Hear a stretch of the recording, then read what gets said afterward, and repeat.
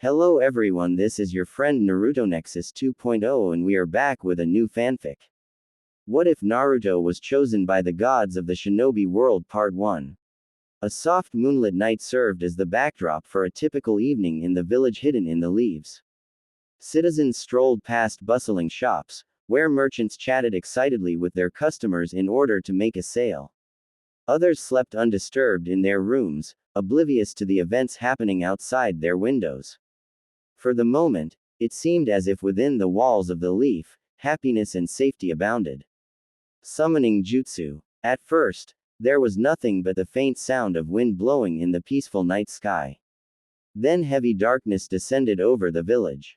A thick cloud of smoke enveloped the area, obscuring from view the threat that approached. Roused from their evening activities by the unknown sound coming from the entrance to the front gate, all of the nearby villagers turned their heads and looked to the sky. There was no way this was possible. In the middle of the evening, with not so much as a warning. Several shinobi, still in their ninja gear and headed for the Hokage's mansion, stared back in disbelief as they observed a large beast emerging from an even larger smoke cloud. Although they did not want to believe what they were seeing, almost everyone but the small children who were present knew the identity of this creature. Time stood still, it seemed, for several long, terror-filled seconds. Even the wind itself seemed too frightened to make a sound.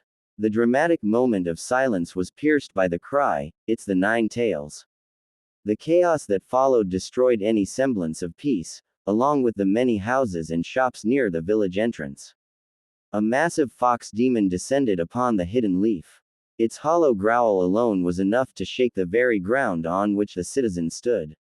Elsewhere, atop the village's identifying landmark, the Hokage monument, stood a lone man, his long white coat and golden blonde hair flowing as a light breeze swept past. He looked out across his beloved village, thinking only of his lifelong vow to protect its citizens.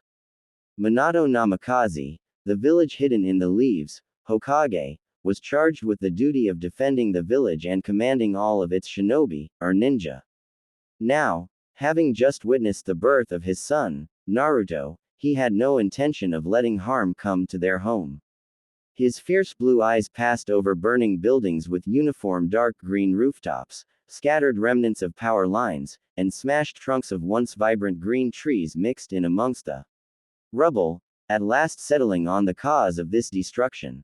He built up chakra in silence. How he chose to act in the next few moments would prove crucial to the outcome of this encounter. The Nine Tails honed in on him as it picked up on his powerful chakra.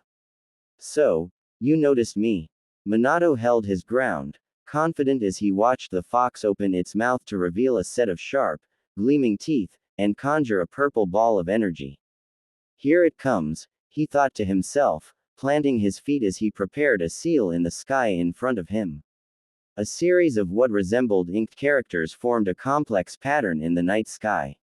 The symbols arranged themselves in front of the Hokage monument, hovering near all four faces of the larger-than-life work of art. Minato held a special kunai in his hands that emitted a soft glow as he activated his jutsu. "I won't let you destroy this," he declared with conviction. The energy ball in the fox's mouth morphed and darkened, becoming larger and more dangerous every second. Minato stood undaunted, bracing himself as the potent chakra ball was blasted in his direction. Any buildings and living creatures in the vicinity were vaporized by the projectile as it tore a clean path through the village. When it reached Minato's seal, however, the ball stopped in its tracks. The orb writhed and stretched and the seal folded in on itself, forming a vacuum to pull the chakra ball inside. The blast was sucked in and vanished just as fast as it had come. Concentrating hard on the farthest possible location he could reach with the technique, where he sensed almost no chakra signatures, Minato loosed the attack off into the distance. A deafening sound echoed through the forest, and a deep rumble traveled all the way back to where the Hokage now stood. With power like that, I have to be very careful where I redirect this. The explosion continued to resound across the landscape. He'd managed to divert the blast away from the village, but his work was far from done. Minato went rigid, on high alert. A presence that was masked until now revealed itself. He sensed a person with an unfamiliar chakra signature behind him. The same one he sensed when a man appeared before him and his wife just a short while ago and tried to kill his son. Still not yet recovered from using the teleportation seal, Minato slashed with his custom kunai as he turned on the stranger. He knew he could not go easy on this man. As the yellow flash of the leaf, surely he was far too fast for a sneak attack to succeed, even at point-blank range. So Minato was shocked when his kunai passed straight through the intangible figure, who chuckled. The Hokage drew back, but not fast enough. Minato stared into the single hole in the man's mask as a space-distorting vortex projected from it and pulled him closer. A second later, the fourth Hokage was on the move, and the assailant's hand grasped at air. The cloaked figure stood on top of the stone monument, all alone. He got away. So fast. Knowing there was no time to waste, Minato worked on putting together a plan for how best to deal with this new threat. To the Leaf Village. He thought about Kushina, his wife, and Naruto, his newborn son. He thought about his duty as the Hokage and all that would be lost if he failed. He could not let that happen, no matter what. Of course Hiruzen, the third Hokage, would fight to his last breath to defend the village from the Nine Tails and this mysterious person who attacked Minato. However, their best chance would be if they could fight the threat as one rather than in separate locations. That's when it hit him. Whoever the stranger was, everything that had happened so far was planned out by him. He was powerful, and seemed to know a dangerous amount of information about the village, and how to split the fourth up from Hiruzen and anyone else who might assist him. He also somehow tracked Minato and Kushina when they went to a secluded location to await Naruto's birth. It was safe to assume that the invader was an ex-Leaf ninja with a grudge. However, there was something else about him that set off alarms in Minato's head. He could control the Nine Tails, was skilled with time-space ninjutsu, and knew that Kushina's seal would be vulnerable during her pregnancy. These facts were very troubling pieces of the puzzle. He must be an Uchiha, Minato reasoned. Cutting his train of thought short, the enemy appeared before him once more. The air in front of Minato distorted into a swirling vortex that grew in size, depositing his pursuer onto the grass. You can't afford to worry about others, the man warned. Damn, Minato thought with frustration. He tracked me that quickly. In the battle that was to come, Minato knew that whether he was right or wrong, his goal was the same. This supposed Uchiha had to fall here. If not, all of the Leaf might meet its end. And the surest way to guarantee that he lost the battle was to sever his link to the rampaging tailed beast. Gamabunta. Minato called out. What in the world have you gotten yourself into, fourth? Cried a deep, hoarse voice. Did you hear me? There's no time. Yeah, I've got it. Here I go. Kushina and Minato clung to each other as a large cloud of smoke burst above them, enveloping the two. Minato hoped that he made the right decision as the giant red toad whom he had formed a contract with years ago vanished from sight. As if on cue, Kushina turned to him and nodded her approval. I'm right here with you, so don't doubt yourself. Quote, thank you, Kushina, Minato thought to himself. He was so grateful to have this woman in his life. The smoke began to dissipate, leaving them to face the gigantic fox beast, which Kushina managed to keep under control with her special ability. Glowing chains extended from her back and tangled around the giant fox in all directions, pulling taut. The fox crashed to the ground, weakened. Can you maintain this long enough? Minato asked. Of course, Kushina panted. We'll, huff, have to, huff, reinforce the seal. Minato grimaced as Kushina leaned against him, her body exhausted from all she had endured today. However, once he arrived, of course, none of that would matter anymore. I'm starting the process, Minato warned. Moments later, the couple was prepared to transfer the Nine Tails back into Kushina where it belonged. Their newborn son Naruto slept nearby, his blonde hair flowing in the wind and blissfully unaware of what was transpiring around him. Kurama growled. It was insulting the way the humans carried on making decisions that involved him without his input. Other than the sage, all of them had tried to control him or feared his presence. As he watched the yellow flash and the previous Nine Tails host preparing another seal, he saw an opportunity. This is my chance. He mustered the remainder of his strength and extended a long claw, intending to drive it through Kushina to stop the transfer.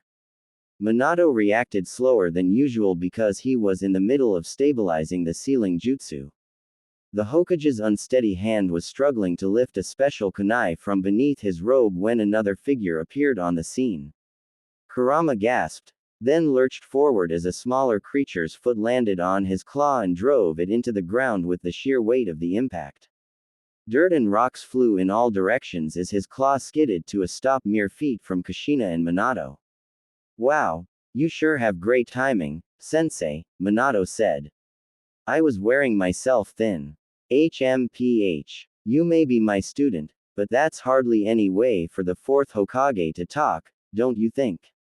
Quote. Minato and his wife smiled with mutual relief. She added, Thank you, Lord Jiraiya. You're a lifesaver. Jiraiya sneered back at them, his face riddled with dark markings and a boil-covered, swollen nose. His eyes were far from human, his pupils had become horizontal slits, and dark red markings graced the sides of his face. He maintained a wide stance, supported by thick-soled sandals. You should know I skipped out on valuable research to come here. Quote. Minato looked up, observing his old mentor. So, you decided to use your sage mode for this one. The situation sounded dire. But never mind that, let's talk after we finish restoring the seal. Jiraiya turned his attention to Minato's wife. Ready, Kushina, you look like you're in bad shape. Kushina struggled to her feet, her signature fiery red hair falling across her shoulders. I don't need you worrying over me. I have to be strong as the fourth Hokage's right-hand woman, ya know. She smiled at the two men, doing little to reassure Jiraiya and Minato. Before anyone could speak another word, the presence Minato sensed earlier caught his attention again. Jiraiya-sensei. I know. Quote. Jiraiya turned to face the stranger, who landed with a soft tap on top of the Nine Tails' head. The fox snarled, making it obvious he felt demeaned by his current treatment. I can't let you undo everything I just worked so hard for, Toad Sage, said the masked intruder. A vortex formed once again from within the stranger's mask and distorted the space around him. So you're the one responsible for all this, Jiraiya said. He turned to his student and called out, Minato. As he noticed the portal enlarging around the demon fox. Minato nodded. Right. He felt around for some of his custom kunai, but was shocked to find none. What? Where'd they go? Looking for these? The cloaked man taunted. He chuckled and waved the missing kunai in front of his face. You lose. Minato placed Kushina down on the ground, then teleported behind the enemy, using one of the kunai in his hand as a reference point. However, the fourth sneak attack swept through air. I'll see you in due time, Hokage, the masked man warned, the last word dripping with disdain. Then he faded away into one of his spiral portals. He was followed moments later by the Nine Tails, as it too disappeared with a gigantic poof. Minato and Jiraiya, who had been standing where there was now only air, landed on the grass across from one another. All three Leaf Ninja exhaled in unison. Although the masked man was gone, the unthinkable had occurred. He now possessed the nine-tailed fox, and with it, the power to destroy a nation in an instant. Where'd he go? Kushina gasped, her stomach. Her trembling hand settled at the center of the dark, blotchy red stain on her blouse. Caked blood decorated the tips of her fingers. Minato rushed to his wife's side. Kushina, don't move. You'll hurt yourself more. Jiraiya looked up into the night sky, his toad-like features softening and giving way to a less striking, human visage. He must have called the Nine Tails to a remote location with summoning, the sage surmised, turning to lock eyes with Kushina. She knelt, mouth agape while the gravity of recent events sank in. Then it means we can't place its chakra back inside you, Minato finished for her, staring at the ground in deep thought. Unless, he drew in a breath and rose to a standing position, turning away from his wife. Minato, Kushina said, a hint of confusion in her voice. I'm going, the Hokage stated, stepping forward. Sensei, please watch Kushina until I get back. Jiraiya's eyes widened at the sudden realization of the meaning behind his student's words, and he dashed toward him, arms out. Minato, no. As the Toad Sage closed in, fingers within reach of Minato, his student vanished where he stood. Just like that, the fourth was gone, transported to wherever their assailant had fled. Jiraiya grasped feebly at air, then slumped his shoulders, realizing he was too late. Only time would tell what became of his student now. He shared a concerned glance with Kushina, and knelt next to her to support her weakened body. In the distance, allies approached. Jiraiya sensed a familiar chakra. It was the third Hokage, accompanied by about a dozen leaf ninja. Jiraiya stood behind the glass wall separating him from the operating room, where some of the best medical ninja the village hidden in the leaves had to offer were working harder than ever to stabilize Kushina. Try as they might, they were unsuccessful thus far. The monitors continued to produce alarming vital sign readings.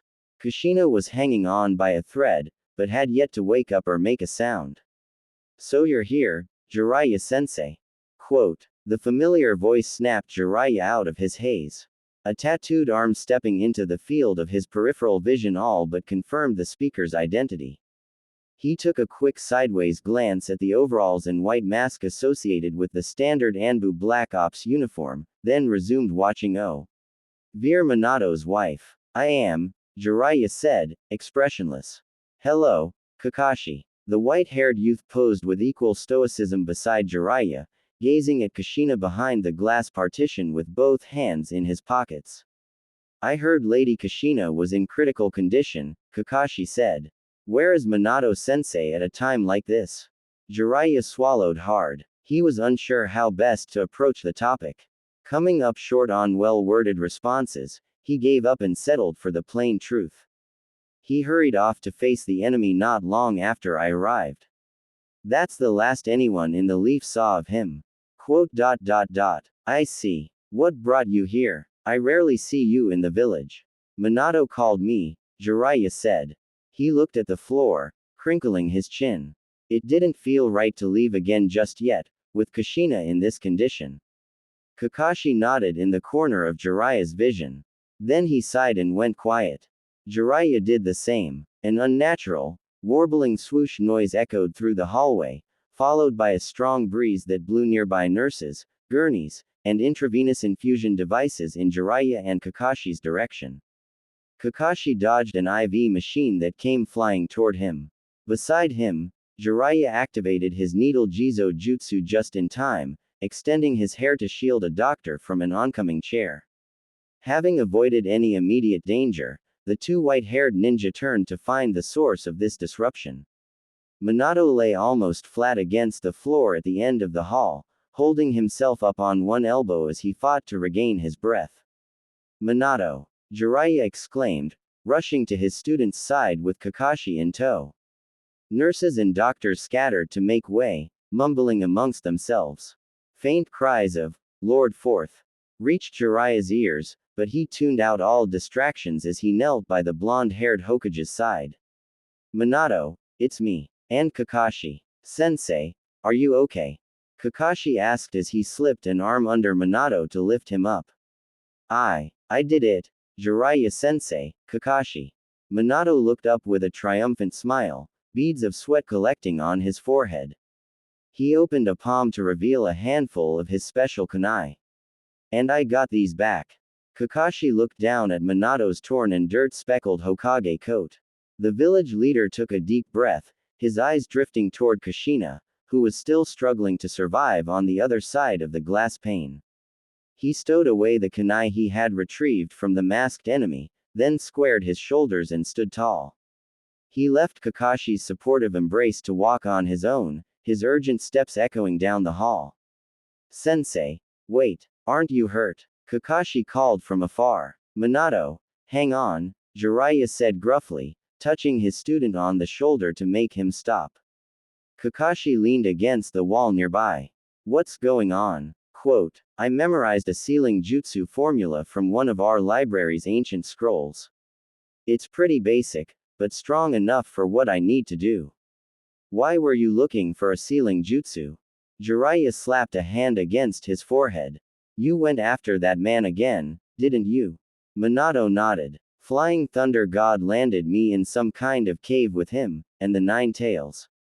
He seemed to have prepared for me to make that exact move. My custom kunai were scattered around the cave, in places that made jumping to them dangerous.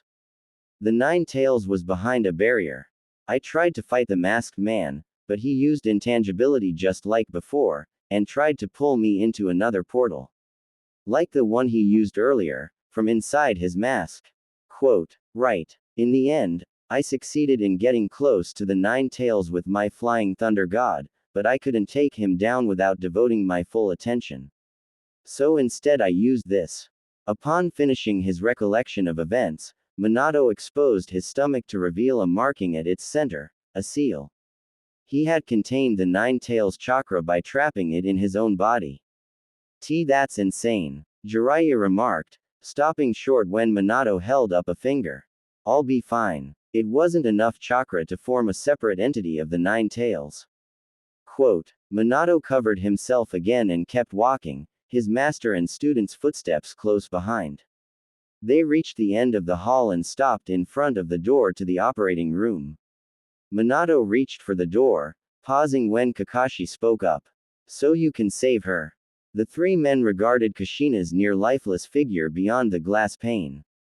Her skin was pasty, and her beet red hair was matted into messy clumps. Yes, I think so. It may not be much, but it should replenish enough of the chakra she lost to give her a fighting chance. The fourth Hokage entered the room and hurried to his dying wife's side. The doctors nearby stepped back, not having expected his appearance, let alone the interruption. I'm here, Kushina, Minato whispered, closing both hands around his wife's limp one. She gave no visible reaction. He looked up to see Kakashi and Jiraiya, who had returned to watching from behind the glass wall. Let's hope this works. Taking a deep breath, he placed a hand on Kushina's belly. Minato concentrated his chakra, made the appropriate hand signs and undid the seal on his stomach. Monitors beeped in an incessant, rhythmic pattern, assuaging Jiraiya of his fears about the experimental process for a blissful moment before reality hit again. Had Minato's plan worked, and was Kushina going to be alright? A quick glance at Kakashi revealed the Toad Sage wasn't alone in his worrying. A bead of sweat trickled down the side of the young man's face, disappearing behind the fabric of his absorbent mask. Kushina lay silent, appearing motionless apart from her chest's subtle rise and fall. Her protruding belly was caked with faded blotches of dried blood, still visible beneath the covers that kept her warm. Minato emerged from a side door. The edges of his Hokage cloak's sleeves were damp with water from washing off his unconscious wife's blood. How is she? He asked Jiraiya, giving Kushina's near-lifeless body a furtive glance. I just hope I made it in time. I've already failed enough tonight. Kakashi sighed. Sensei, you've done the best you can. Kakashi's right, Jiraiya said with a nod. You can't beat yourself up over this. No one knows what will happen in a situation like this, and none of us could have seen the attack coming. While Minato must have known that they were right, a quick look at his crestfallen expression made it clear none of the rationalizations his student and teacher gave were getting through. It was understandable, but Jiraiya hated knowing his prodigy of a student was going through so much pain. No matter what logical arguments they presented him with, at the end of the day, keeping the village, and his wife, safe were his utmost responsibility, and he had failed to execute either. I need to go see to Naruto, Minato muttered. He may have woken up, and at the very least, one of his parents should be there to keep him company.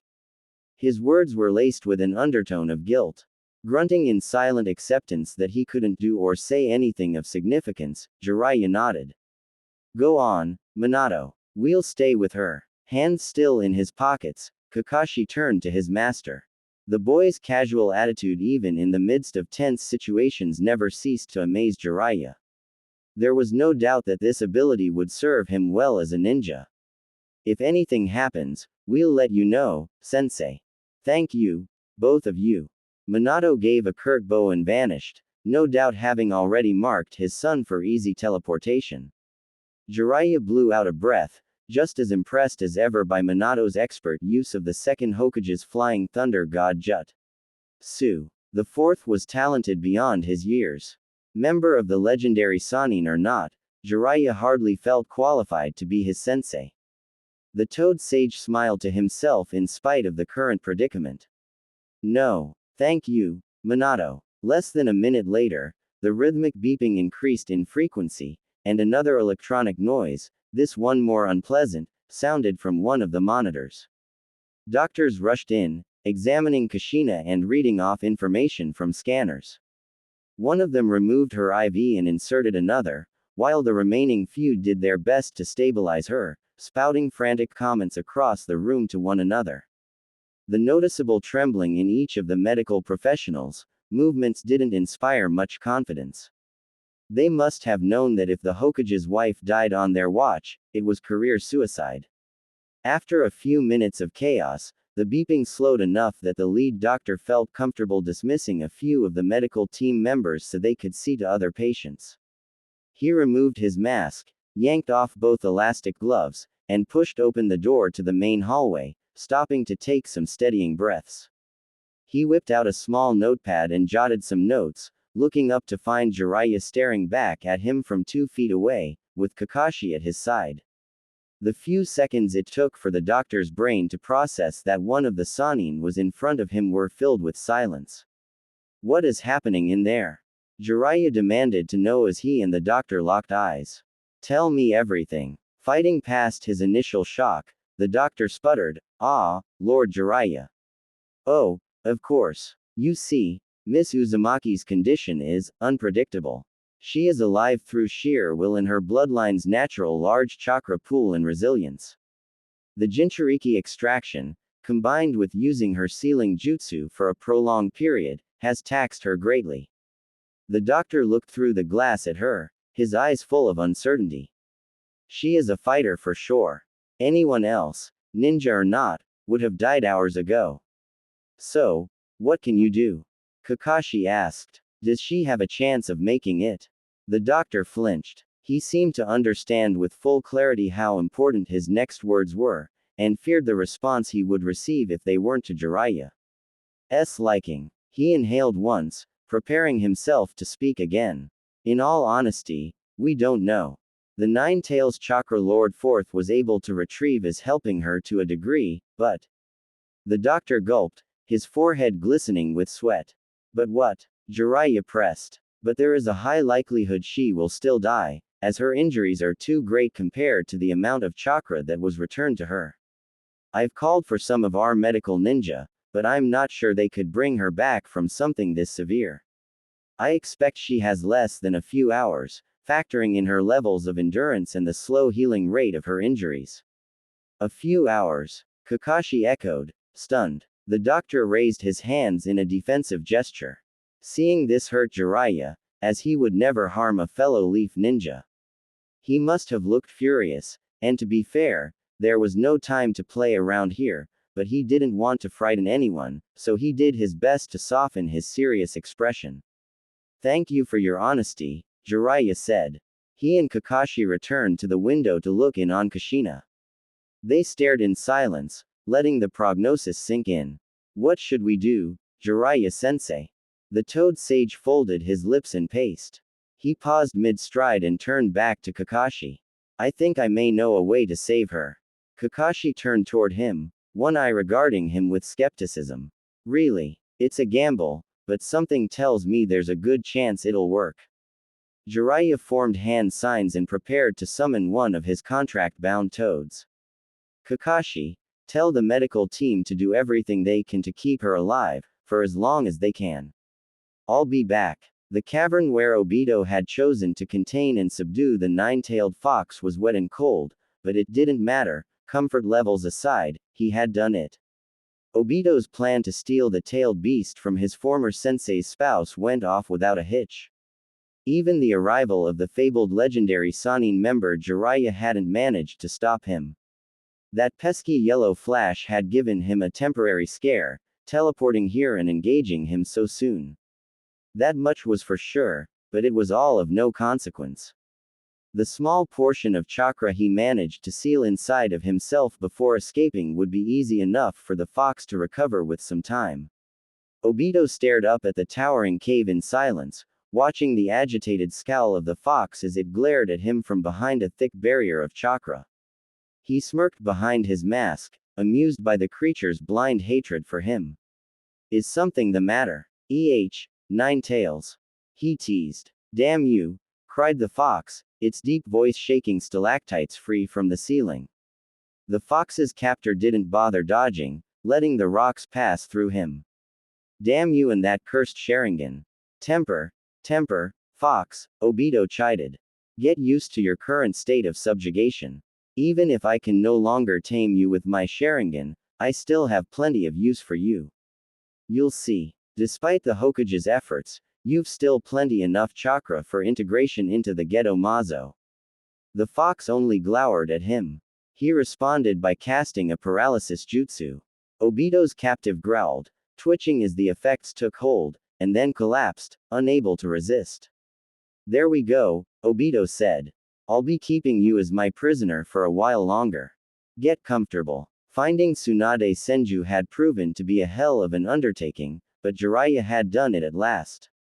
He set one heavy, sandaled foot down on the tiled floor, then the other as he, Tsunade, her assistant, Shizune, and Taunton the pig were deposited in the hospital wing next to Kakashi. The latter gasped in surprise. Jiraiya-sensei, you made it. Jiraiya rested a hand on the wall, panting, before smiling up at Fukasaku, nicknamed Pa, in honor of his position as the senior patriarchal figure of Mo. Und Myoboku. Jiraiya noted that the hallway was empty apart from Kakashi and a couple of nurses. Thanks for bringing us here so fast, Pa, Jiraiya said. There's no time to waste. Sorry again for having to summon you for this. Quote, the aging toad said, waving him off, Ma and I understand, Jiraiya boy.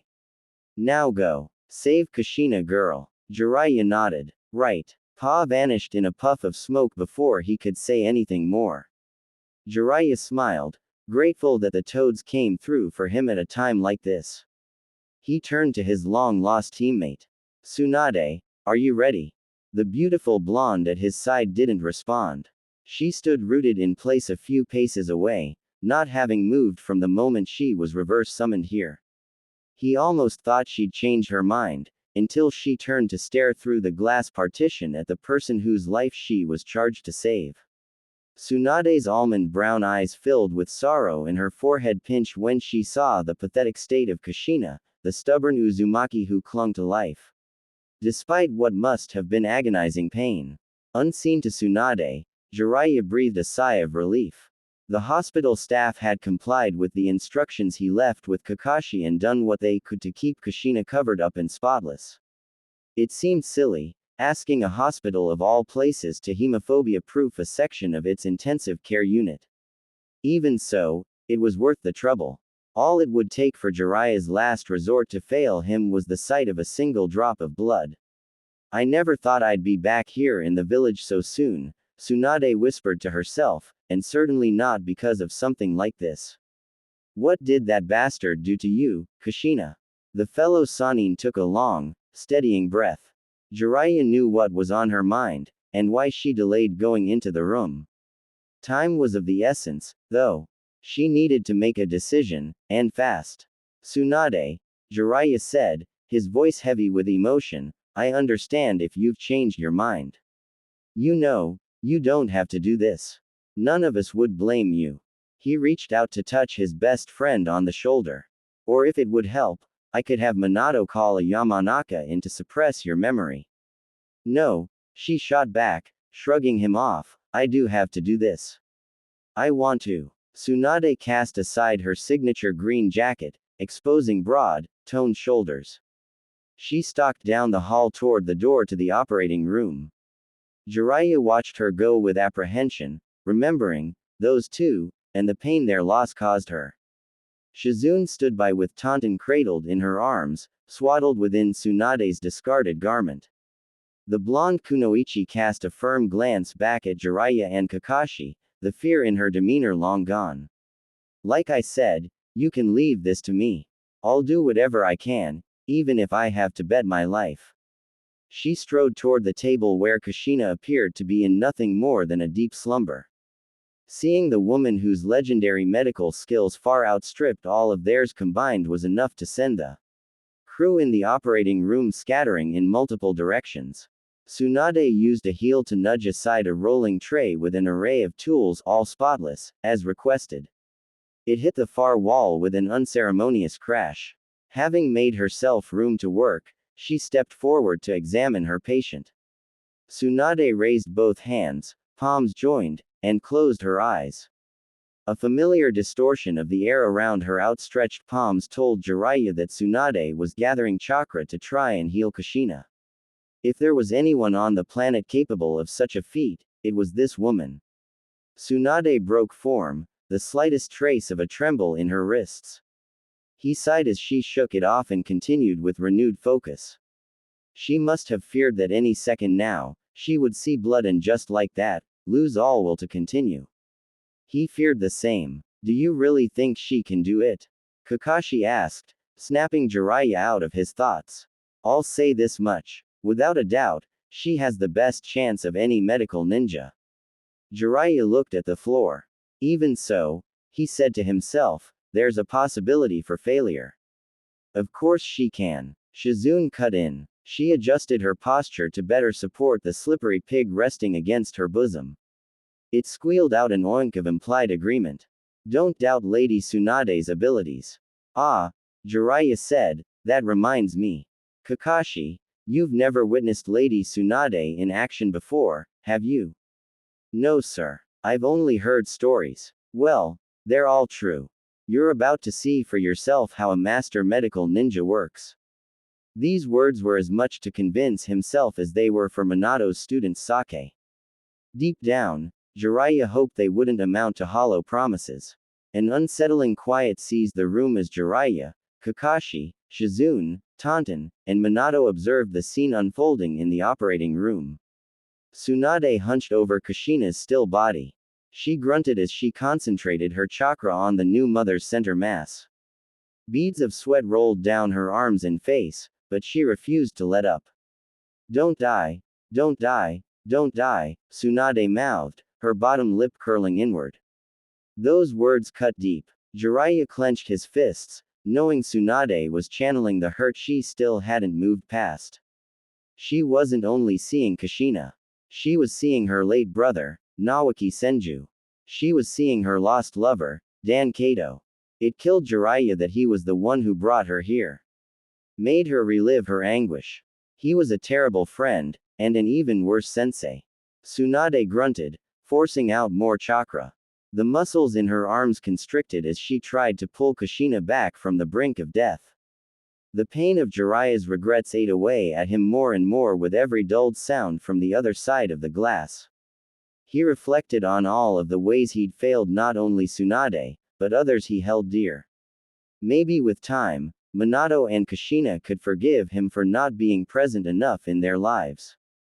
Perhaps if he were, this wouldn't have happened. Sensei, Minato said, drawing his attention, this will work. I believe in Lady Tsunade's abilities. Besides, Kushina's too strong to let something like this stop her. The fourth squeezed Jiraiya's wrist in a subtle show of affection. There was no question that Minato knew, something like this, having one's tailed beast removed by force, was more serious than he made it sound. The extraction spelled death for a Jinchuriki, without exception. Of course, the Uzumaki were known for their resilient spirits, but even they weren't gods. Kushina couldn't survive exhausting her chakra reserves on top of having the 9 tails removed. Jiraiya suspected hoping for a miracle must have helped his student to cope, rather than staying grounded in reality and succumbing to fear. He didn't blame Minato. Yeah, Jiraiya said, letting out a bittersweet chuckle, she sure is. Quote, on a breezy, sunlit day in the Hidden Leaf Village, Minato Namikaze strode along the quiet street that led to the Hyuga clan manor. He smiled down at his much shorter, more excitable companion. The blonde boy hummed a happy tune and swung his short arms with each stride. His pastel orange kimono's sleeves flapped along with the breeze. Minato chuckled at his son's carefree attitude. Naruto looked up at him and grinned, then adopted a more serious expression and stiff gait, imitating his father's movements. Now, son, Minato said, make sure you behave yourself today. Otherwise I'll send you back home to your mother, got it? Daddy's very busy and needs to focus.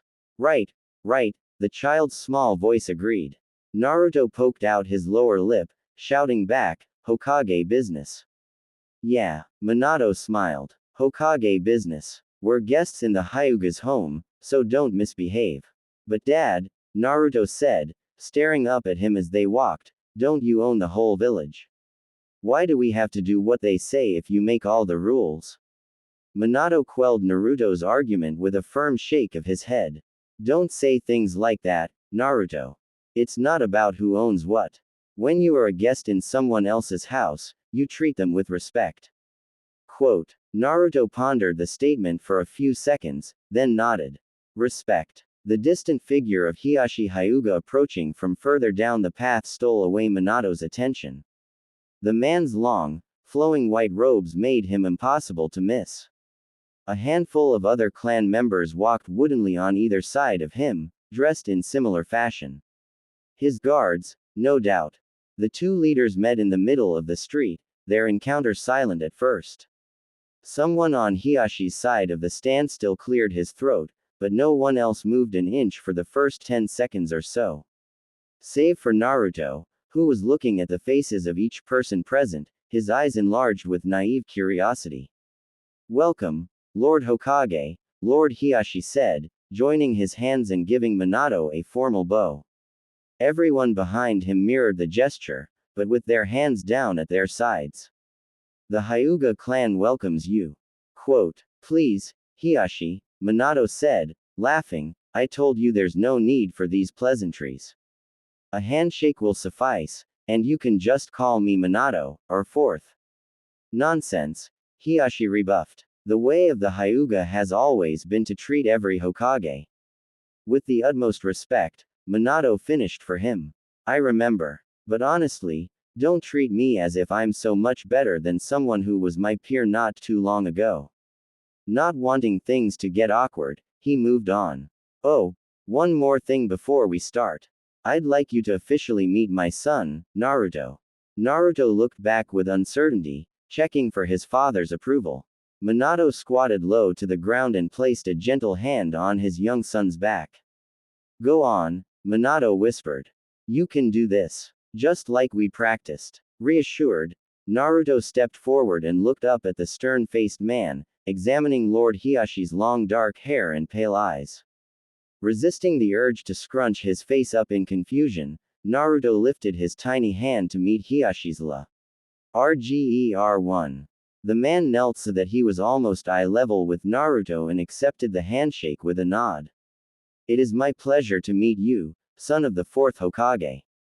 Hiashi cleared his throat and stood up, pausing when he felt a tug at his robes. Lurking just behind Hiashi's leg was a small human, similar in size and stature to Naruto. Interested, Naruto leaned to the side, trying to get a peek around at whoever was there. He couldn't help but crack a smile at the sight of someone his age to play with. Enough of that, Hiashi stated gruffly, his brow furrowed. Catching himself, he turned back toward Minato to do damage control. My apologies, Lord Hokage. Please forgive my daughter. She insisted on coming out here to greet you, but as you may recall, she is rather shy.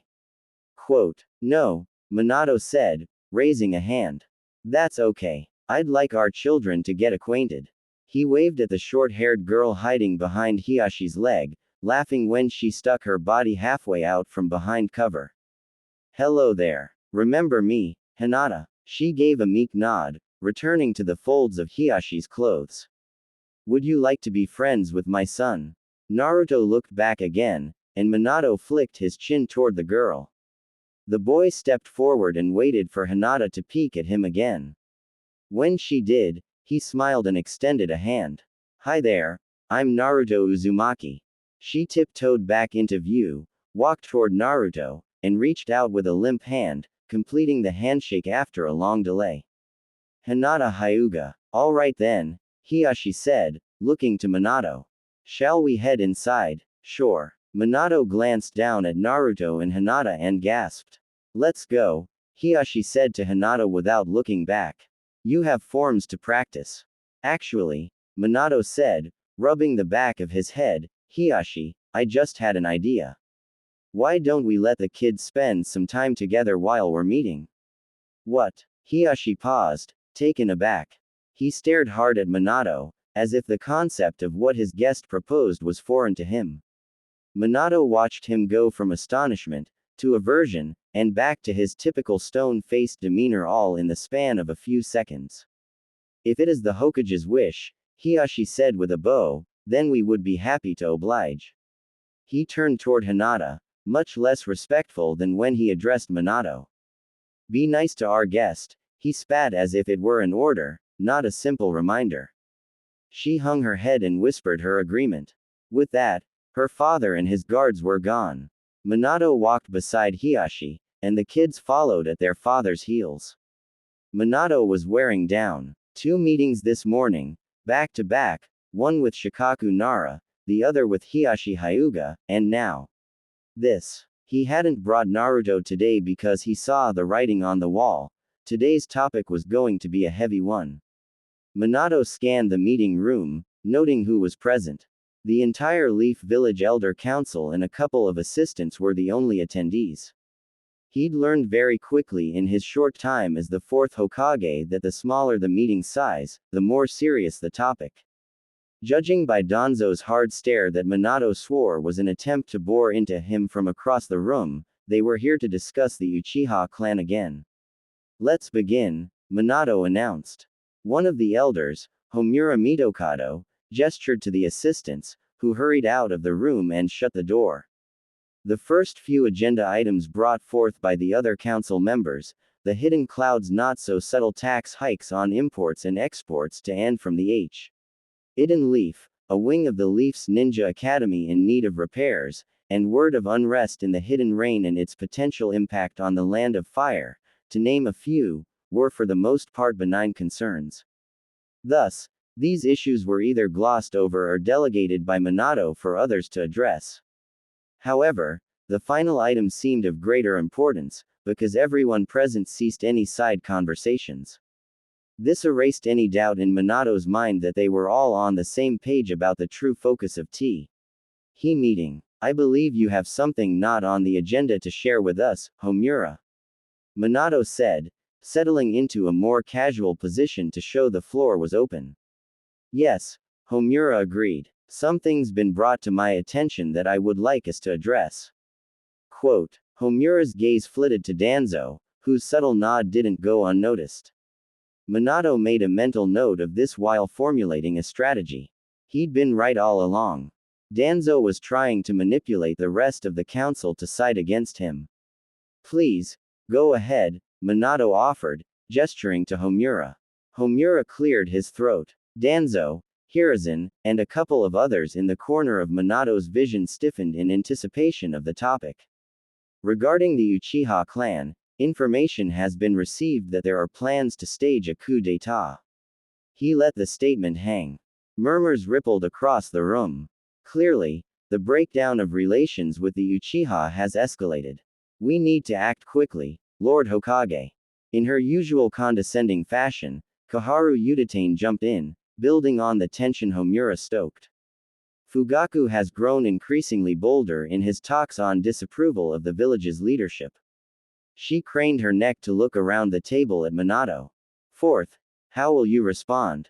Minato stood tall, brushing off the elders' attempt to undermine him.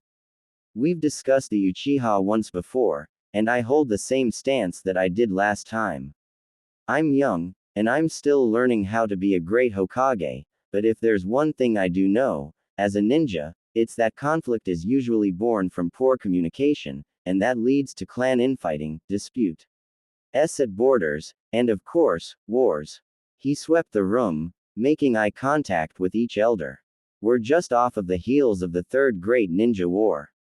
If we bite back against the Uchiha, with whom the village has a long history of ups and downs, things could get messy on both sides and we maybe throw WN back into another era of killing and chaos. But Lord Fourth, Homura cut in, don't you realize that I'd like to lead with negotiations first, if possible, Minato continued undeterred. I believe that even though we disagree on several things, Fugaku is a rational man. His people have legitimate reasons for feeling how they do about the leaf, about me. So I would much rather speak to him face to face. Show him I understand the hurt he and the rest of the Uchiha feel. I don't want to become a Hokage who silences others through unnecessary force. Minato didn't have to look to know Danzo was glaring at him, nor was he surprised to hear the man speak up. But it is necessary, Danzo said just a bit louder than was appropriate, smacking a hand onto the table and drawing the attention of the others in the room. This kind of leniency is what allows our enemies to grow in strength, Minato. Danzo, Hiruzen interrupted before the situation could get out of hand, you're speaking to the fourth Hokage, are you not? Mind your tone. Minato returned Danzo's mild hostility with a stern gaze. Thank you, Lord Third. Danzo, I understand you want me to cut this problem off before it gets worse, but action without forethought is dangerous. Your opinion on this issue is no secret to anyone here. Let me be clear. I'll consider your input. However, the third is right. The decision on how to proceed is ultimately mine. Silence claimed the room. Danzo, who was halfway out of his seat in protest, grudgingly backed down. I understand, he said. He and Homura once again exchanged a glance that they thought Minato didn't notice. Homura moved the conversation along. Word of this coup comes to us by way of Itachi Uchiha. As tensions have risen in the Uchiha clan, he's begun to work with us, providing intel. Yes, I'm aware, Minato said. He steepled his fingers, reflecting on the young man whose mother was an old friend of Kushina's. According to Kakashi, who once worked alongside Itachi in the Anbu Black Ops, he was cold and calculating on missions, and his skill, with or without use of the Sharingan, was a sight to behold. Maybe I should speak with Itachi as well. It's cruel to put him in the middle of a situation like this, but it might work to the advantage of the leaf if we can find a resolution. He's Fugaku's son, after all. Itachi understands the gravity of tensions between his clan and the leaf, Hiruzen announced. All eyes refocused onto him. That is why he has come forward regarding news of the coup.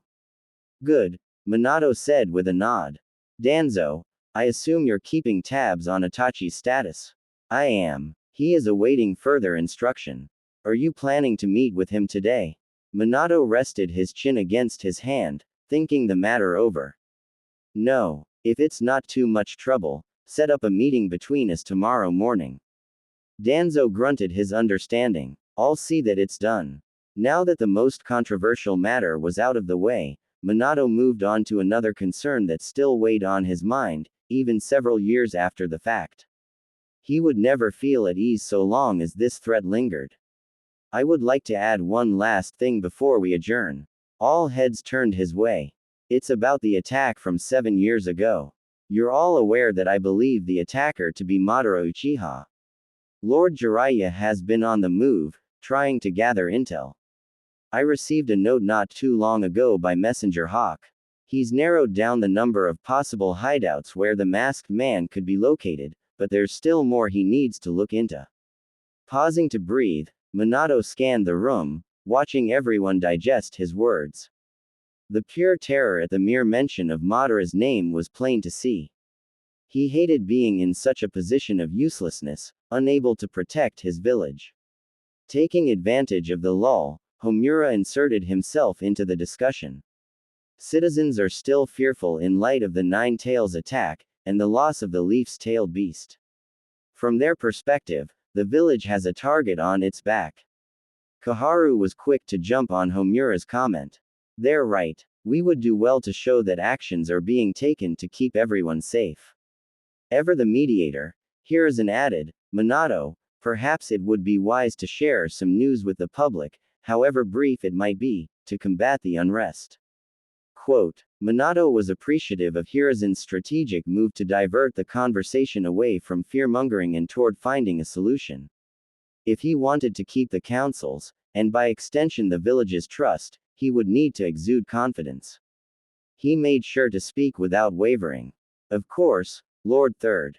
I'll put something together once I hear back from Master Jiraiya, but I don't want to make any promises. Not until we know more. How soon can we expect to know more? Danzo asked, careful to curb the edge in his voice. I'd like to mobilize a team as soon as possible. On that we can agree, Danzo. The moment I get new evidence from Lord Jiraiya, I'll pass it along for inspection by our analysis team. Then they'll reach out to you so the Anbu can follow up. Glad to see that the vibe in the room was much less charged than before, Minato rose and stretched. The council looked pleased with the discussion, or at least as satisfied as they were going to get for the time being. If no one has anything else, Minato said, gesturing around the room, then I'll end the meeting now. I'd like to get home to my family. The light was still on when Minato walked through the front door and entered the living room, his Hokage cloak neatly folded under one arm. Thankful to have made it back before Kushina went to bed, he was delighted by the sight of her hurrying from the kitchen to greet him. She leapt into his embrace, wrapped both arms around his neck, and gave him a quick kiss on the cheek, brimming with joy.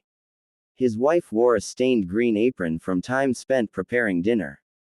He seemed to have caught her in the middle of cleanup, if the supplies in the corner were any indication. Welcome home, Kushina breathed into his ear. She stepped back, reached for his Hokage coat, and hung it up for him. She did the same with his Jonin vest as she called out, I left the light at the front door on for you. I noticed that, the weary Hokage said. Thank you, Kushina. It's so good to be home. He half yawned the last sentence, earning a giggle from his wife as she returned to the living room. How was your day? You seem worn out. Yeah, Minato admitted, making his way to the kitchen to prepare tea. So many meetings. He paused, noticing the distinct lack of a certain boisterous third member of the household. Where's Naruto? He's taking a bath, Kushina said. He should be out in a bit. Gasping as she turned to Minato, she rushed into the kitchen, placed her hands over his, and with gentle but firm urgency, guided him away from the counter.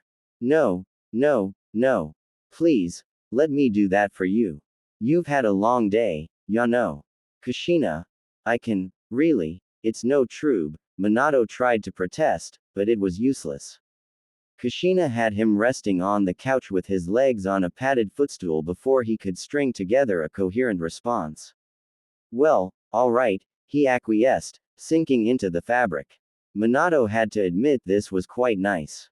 He hadn't taken personal time to slow down and let himself recover from his non-stop schedule in so long, he'd forgotten how it felt. There, the love of his life said in a soothing tone from across the room, that's better. Quote, he closed his eyes, trying to put the day's worries aside, and before long, the aroma of a fresh cup of tea greeted him. Its rich, herbal scent yanked Minato back from the edge of unconsciousness. He sat up and grabbed the teacup from Kushina's hand. Thanking her, he took a careful test sip before sitting it down on the table nearby to cool. Now apron-less and in more casual clothes, Kushina settled into the seat across from him. So, how did everything go? Did you speak with Shikaku and the other clan heads? Minato rubbed his temples and sighed. Yeah, but everyone's very unsettled. They still worry about the motivations of the Uchiha, and the attack from 7 years ago isn't helping any. Even if I'm correct and it was Madara Uchiha I fought, it seems like the council will still hold that against the Uchiha living in the village. I perfectly understand Fugaku's position. I just wish I'd been able to resolve this before they were all pushed into a separate compound. Quote, I know you do, Kushina said. She walked up to him and placed her hand on top of his again, long red hair draped over her shoulders as she looked into his eyes. But Minato, you did everything you could, Yano. You always have. Don't blame yourself for issues that have been around longer than either one of us. Thank you. I guess you're right. I know I am. I trust the man I married. Minato delivered a warm smile, but before he could reply, a rambunctious blonde bundle of energy no taller than his Saint came bounding down the hall and into the room, jumping into his lap like an excited dog. Dad! Shouted the boy, burying his face in Minato's chest. He and Kushina hugged Naruto from either side. Then Kushina stepped back to give the father and son time together. Hello son, Minato said, laughing as some of Naruto's hair got into his mouth.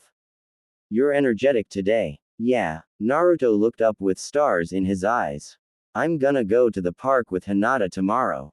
Maybe I'll get to race her, or ride the big slide.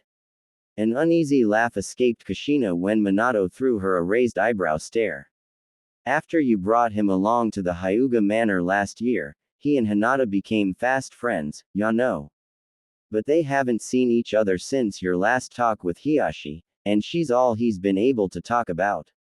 So I spoke to her parents and set up a play date. I see. Naruto's smile was brighter than the sun, melting away Minato's fatigue. The proud father lifted the boy up onto his shoulders and stood tall. Then I guess we'd better get you ready for that race, huh Naruto? Kushina laughed as Minato counted down from 3, then charged around the house making whoosh noises with his mouth. Naruto let off a playful cackle the entire time. Run faster, Dad, faster. Okay, Minato said, but just a warning. This could get crazy. I'm ready, believe it. The little tyke declared, raising a chubby fist into the air. Both of his parents shared a shocked glance. This was the 3rd time in a week he'd said that. He seemed to have picked up more than Kushina's strong spirit. He was starting to develop a verbal tick of his own. Here goes, Minato announced before zipping around the house.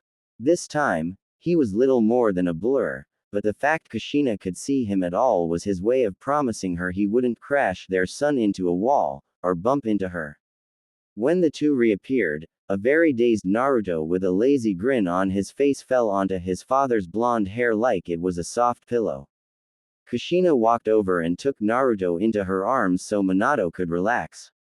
Now, are my 2 strong men ready for dinner? She asked, gesturing toward the spread of food she'd laid out while they were having their fun. Yeah, Naruto agreed with renewed vigor.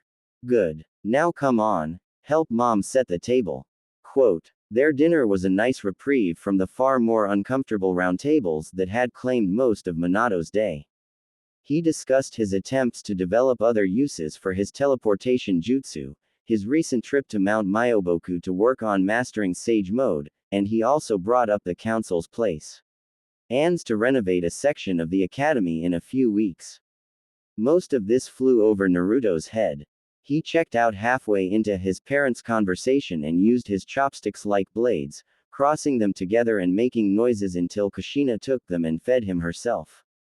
She ignored his grunts and pleas, her attention split between him and his father.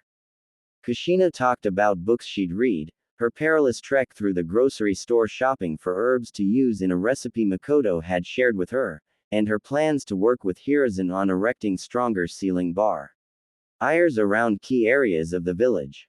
The latter was born of her personal desire to continue helping the Leaf, even though she was no longer its Jinchuriki.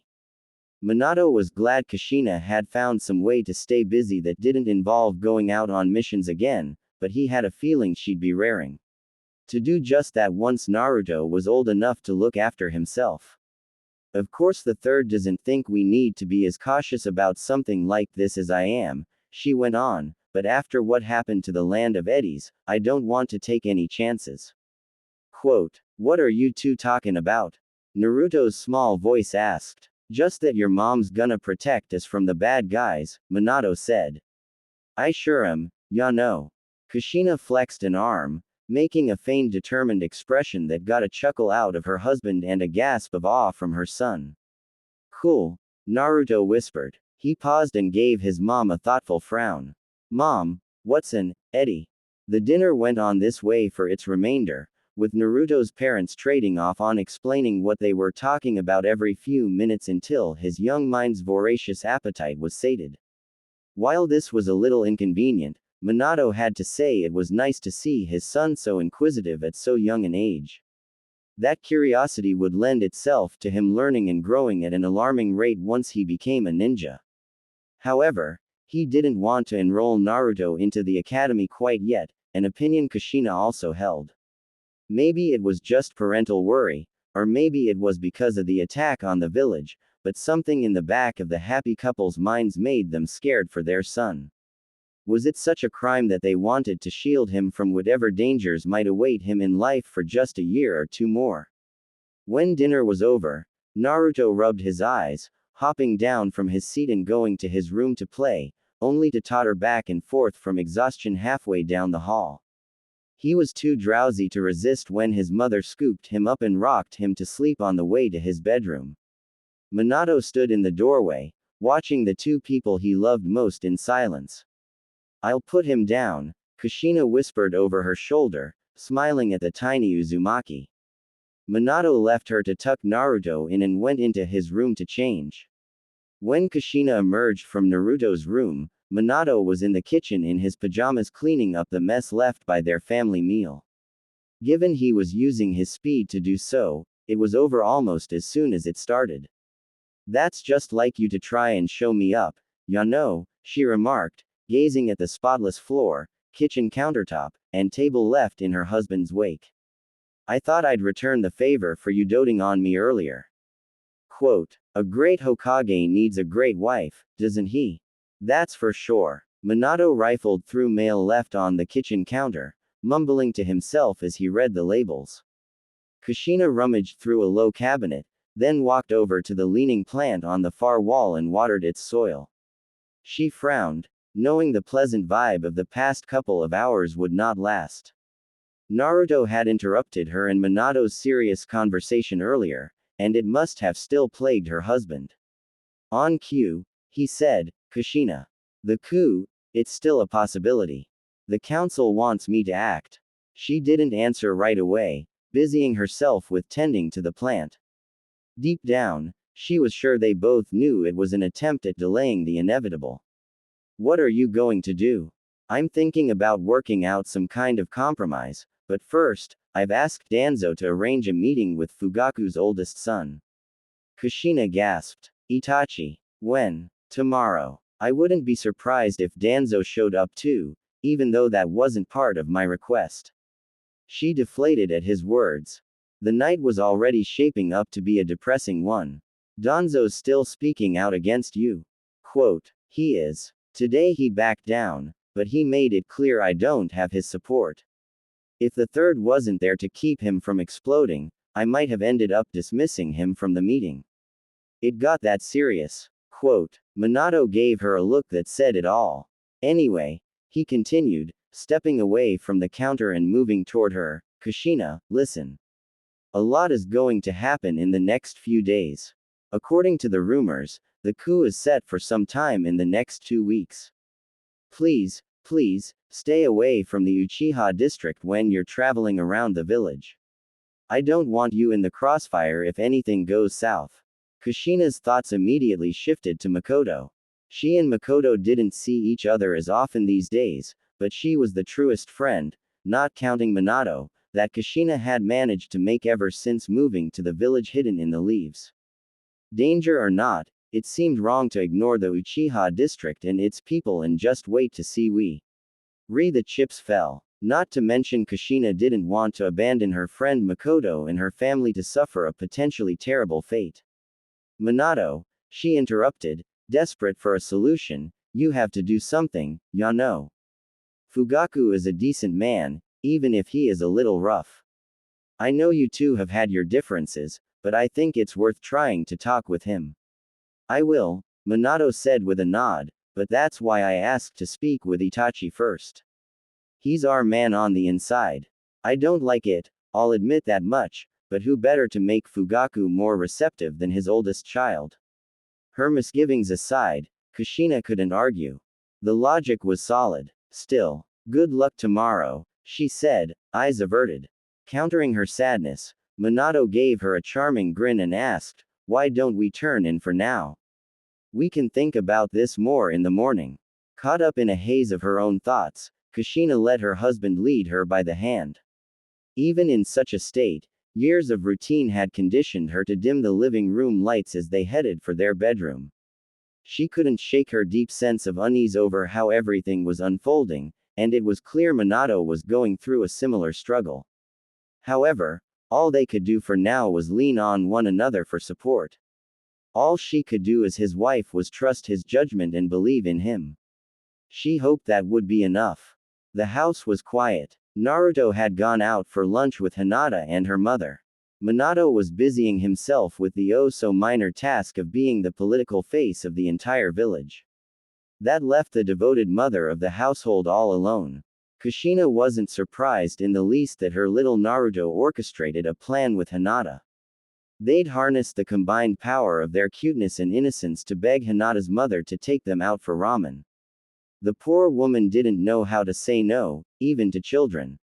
She'd caved under the pressure and taken them to Ichiraku with the promise that they would return before noon at the late street. Kushina felt for the woman.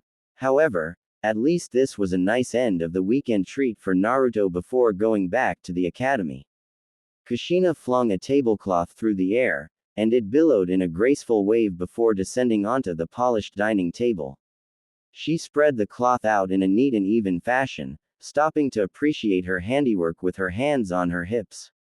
Now that she'd completed the morning's household duties, she could take a break and... Someone knocked on the front door, snapping Kushina out of her trail of thoughts. Coming. She shuffled toward the door in forest green slippers. A couple of paces from the entrance, she paused to form hand signs, reactivating the lattice of seals she'd placed in the event of an intruder. Of course she'd forgotten a task this morning. And for it to have been something this important. Okay. She may have been more distracted by the news Minato brought home than she first admitted. The seals weren't reacting to whoever was at the door, so Kushina grabbed the handle and pulled, a broad smile on her face. "Good morning, Yano." She gasped when she registered the look on Makoto Uchiha's face.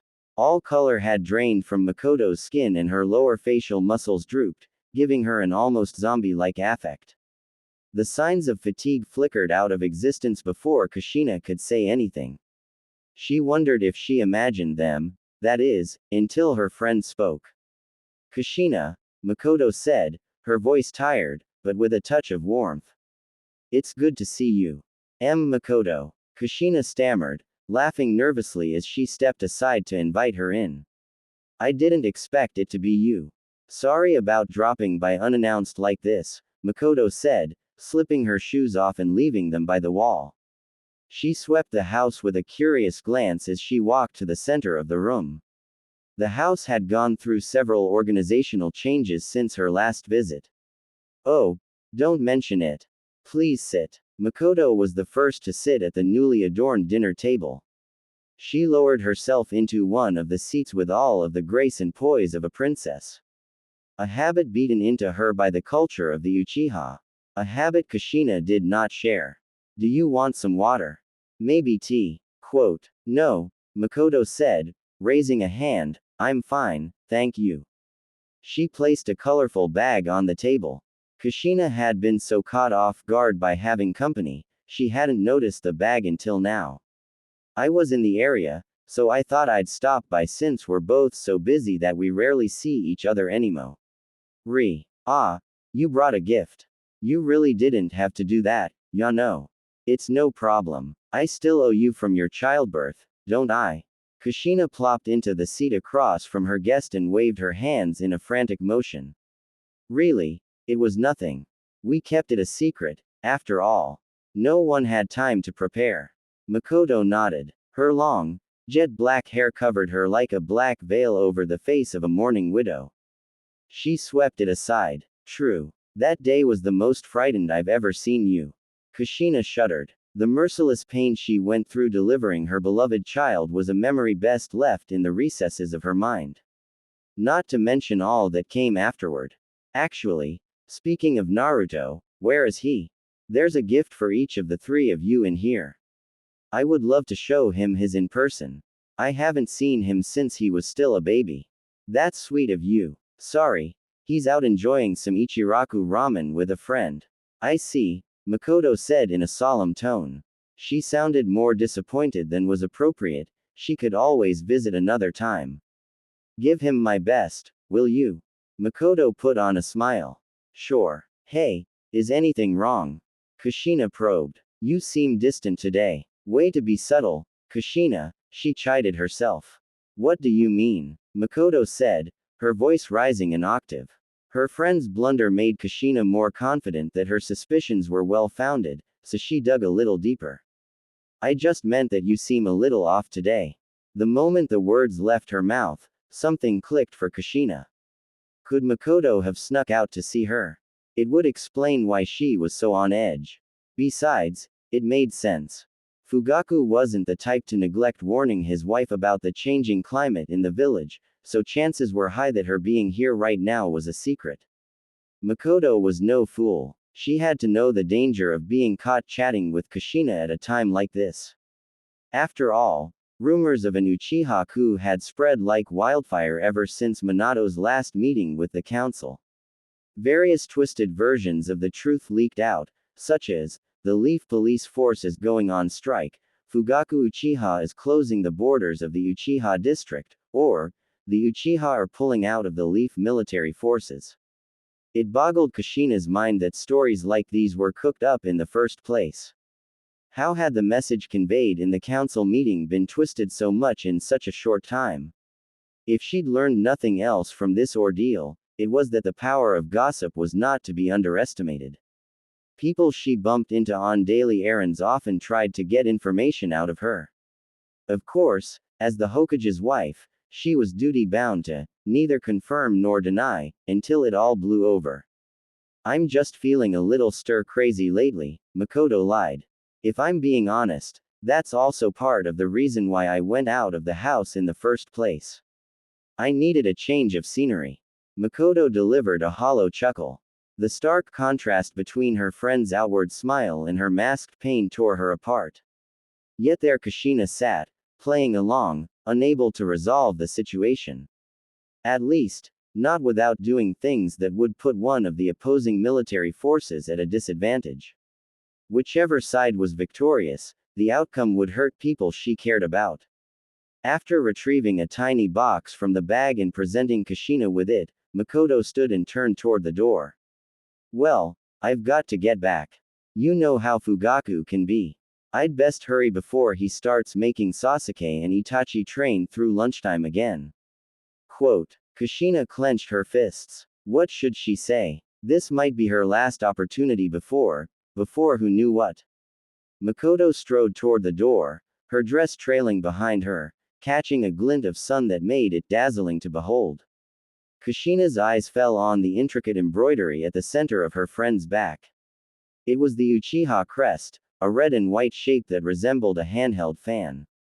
Makoto's dress, along with the crest, shone as if sunlight itself were woven into the fabric. She looked like an angel. Hey, Kushina said. She grabbed Makoto's delicate hand as she finished slipping on her shoes, causing her to turn back. If something's bothering you, you can talk to me, ya know. Quote. Her friend looked at her from beneath the lids of expressionless eyes, then hung her head. Whatever decision she had come to did not seem to be a good one. I need to get going, Kushina. Makoto smiled again. This time, and for the first time since she set foot in the house, the joy reached her eyes. The usual aura of positivity and openness absent from Kushina's friend until now broke through in earnest. Warmed by Makoto's smile, Kushina remembered why they became friends in the first place. The sheer overwhelming acceptance the Uchiha girl had extended to her was unmatched by her more judgmental peers. Where most people saw a rowdy and unladylike embarrassment of a child shouting nonsense about becoming Hokage, Makoto saw a girl with value and potential. She'd even helped Kushina with her shuriken training when they were young. They grew up discussing their dreams and what kinds of lives they expected to have 10 years down the road.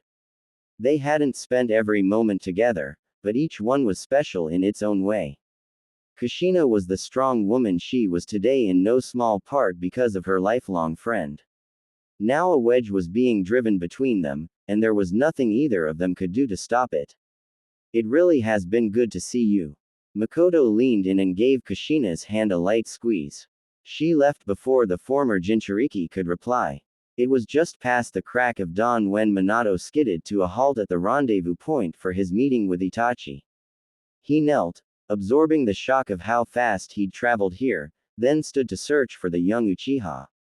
The meeting place was a small clearing just beyond the treeline separating the Leafs training grounds from the wilderness. The faint chirping of crickets and a babbling brook gave the place a calming atmosphere. Minato ruined this for himself by remembering his reason for being here. Hello, Lord Fourth. Itachi stepped out from within the shadow of a cluster of trees, fully clad in his Anbu gear, and took a knee. Minato turned on his heel, shocked that he hadn't noticed the young man right away. Itachi, you're already here. Good. Please, stand up. No need for any formalities. Hesitant at first, the boy obeyed. I'm sorry to call this meeting so suddenly, but it's important. I'm sure Danzo filled you in. Itachi nodded. I was told you wished to discuss the clan's issues with the village. Yes, but not only that. If the news of an impending coup really is true, then as the Hokage, my goal is to avoid any bloodshed. The boy said nothing, regarding Minato with intense scrutiny. Even without his Sharingan active, Itachi had the presence of a man 3 times his age. So, Minato asked tentatively, did Danzo pass on the rest of my message? Yes. I've come alone as requested, Lord Hokage. Although he had no reason to believe Itachi would lie, Minato owed it to himself and the well-being of the village to check anyway. He closed his eyes, tapping into a place in himself not often visited. He still didn't have perfect mastery of this ability, but it would suit his needs even at his current level. Itachi, and all of Minato's surroundings, faded into obscurity. The sounds of the surrounding wildlife and flowing water quieted to a dull whisper. Energy streamed around and through the 4th Hokage in the form of lustrous waves of color, connecting him to the world around him in a way that nothing else could. Sage chakra integrated itself into his body from all directions, opening him up to details about the environment that he had not noticed prior to the transformation. He felt the life forces of every being nearby, including Itachi, from the crickets in the grass and rabbits among the underbrush to E2 ninja practicing their shuriken throwing some ways away. If there was a creature with a heartbeat anywhere in his vicinity, his sage mode picked it up. Yet sure enough, as Itachi had said, no one was around to eavesdrop. No Danzo in sight. Are you satisfied now? Itachi asked. From what I've heard, your sensory powers are much greater in this form. Minato froze, caught off guard. Itachi was much sharper than he'd given him credit for at first. The boy had picked up on his plan to use Sage Mode to check for spies right away, even without the Sharingan. Kakashi hadn't been joking about his skills. Fugaku, you sure know how to raise splendid ninja. An instant later, the relieved Hokage opened his eyes. They'd already lost the heightened perception that Sage Chakra afforded. We can begin, Minato said. I used Sage Mode just to be on the safe side. I'm sure you understand. Of course. Now, as for why I'm here. I spoke with Danzo and the rest of the elders, and it would seem there are rumors that an Uchiha coup is on the rise. Is this true? Itachi gave no visible emotional reaction as he confirmed the claim. Yes. Led by my father. Minato rested both hands on his hips, kicking the dirt in a futile gesture of frustration. I'd hoped this wasn't the case, but I would be lying if I said I was surprised. He looked up at Itachi, deciding it was best not to sugarcoat or pretend the boy didn't understand the situation. And how do you feel about this? Itachi paused to formulate a response. I worry that this could have a disastrous impact on both the clan and the village. Quote. And Danzo, flinching for a moment, Itachi appeared to weigh the outcome of his next reply. Then he spoke without reservation. He agrees. Danzo has plans to stage a massacre of the Uchiha clan before the clan can trigger a war we may never recover from. He looked away. I would rather find a compromise. The horror of Itachi's words hit Minato like a sucker punch to the gut. He'd expected Danzo to have plotted something unethical in secret, but this. The potential atrocity needed to be stopped. Minato was not going to sit by and let this happen. I see, he replied, failing to keep his voice level. I feel the same way you do. I'm a firm believer that anyone who lives among us in the Hidden Leaf is a part of the village. Itachi, I regret that you're in this position, but I'm not going to beat around the bush here. You have a choice to make. I know you serve Anbu Root, but as a ninja under the banner of the Leaf, you have another responsibility. That's to the safety and security of the village. He stared hard at Itachi, who winced, but did not look away. Yes, Lord Hokage. Itachi, I'm going to request to meet with your father. I want to try to make things right with the Uchiha through peaceful discussion rather than force. Please, will you help me try to fix this? The boy wasted no time confirming that he was on board. He went on to inform Minato that the date of the coup had moved up to 3 days from now, which was a much shorter timetable than the one first discussed in meetings with the council. Minato had a lot to do, and not much time left to do it in. He decided to leave Itachi with a little something, given that they saw eye to eye and the poor kid was clearly feeling cornered. Who wouldn't, in his position? Keep this on you at all times. It will allow me to jump to you using your flying thunder god jutsu, correct? Itachi reached out and took the custom kunai that Minato dangled in front of him, stowing it in a compartment on his outfit. I understand. Also, there's something else you should know. Great. There was something more on top of everything he already learned. What's that? Minato asked. You've probably heard from Lord Hiruzen that I have been investigating the independent organization called the Akatsuki. Quote. Yeah, I know a little about that. He mentioned it to me once, in confidence. Actually, I'd prefer if you reported details about the Akatsuki to both of us from now on. I know the third will give his all to protect this village, but he and Danzo have a history. One that I fear could compromise his judgment. Itachi swallowed, his eyes flashing with internal conflict. I have one last question, if I may. Minato gestured with his wrist. Go ahead. How will you deal with Danzo? Quote. I'm going to shut his whole operation down myself.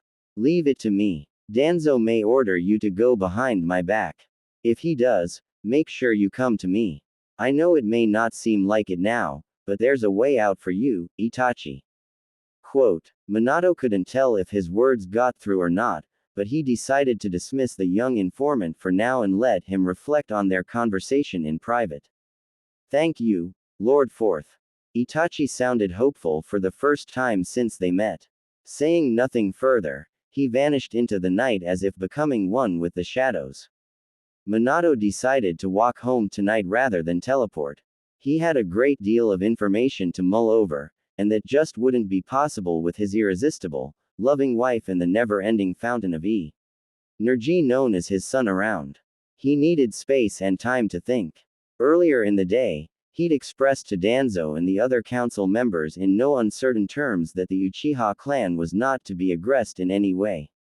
At long last, he'd also spoken with Fugaku, who remained tight-lipped and frigid despite his best efforts. However, Fukagu did agree to attend the next Leaf Jonin Council session. He had boycotted them ever since Minato was named Hokage. The Uchiha leader's input had counted for nothing against overwhelmingly favorable votes. The Uchiha clan moved out of the village's main housing sections and into a separate compound soon afterward. Considering the many ways his discussion with the Uchiha patriarch could have gone, Minato was grateful Full that Fugaku met with him at all. His evening was spent relaxing with his family. Rather, trying to with limited success. Kushina settled into bed beside him, laying on his shoulder and telling him about Naruto's latest adventures. He tried, really tried, to listen, but he couldn't. Thankfully, his wife was far too enwrapped in her storytelling to notice. All he could think about the whole time was the Anbu, the Uchiha, and how he needed to do something to de-escalate things before another war erupted. He couldn't let it happen again. Not after the way the last war ripped families and friends, and even his own team, apart.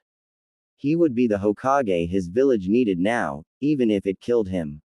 A couple of days after his proclamation to Danzo, Minato was on his way to assist with a high-priority Ms.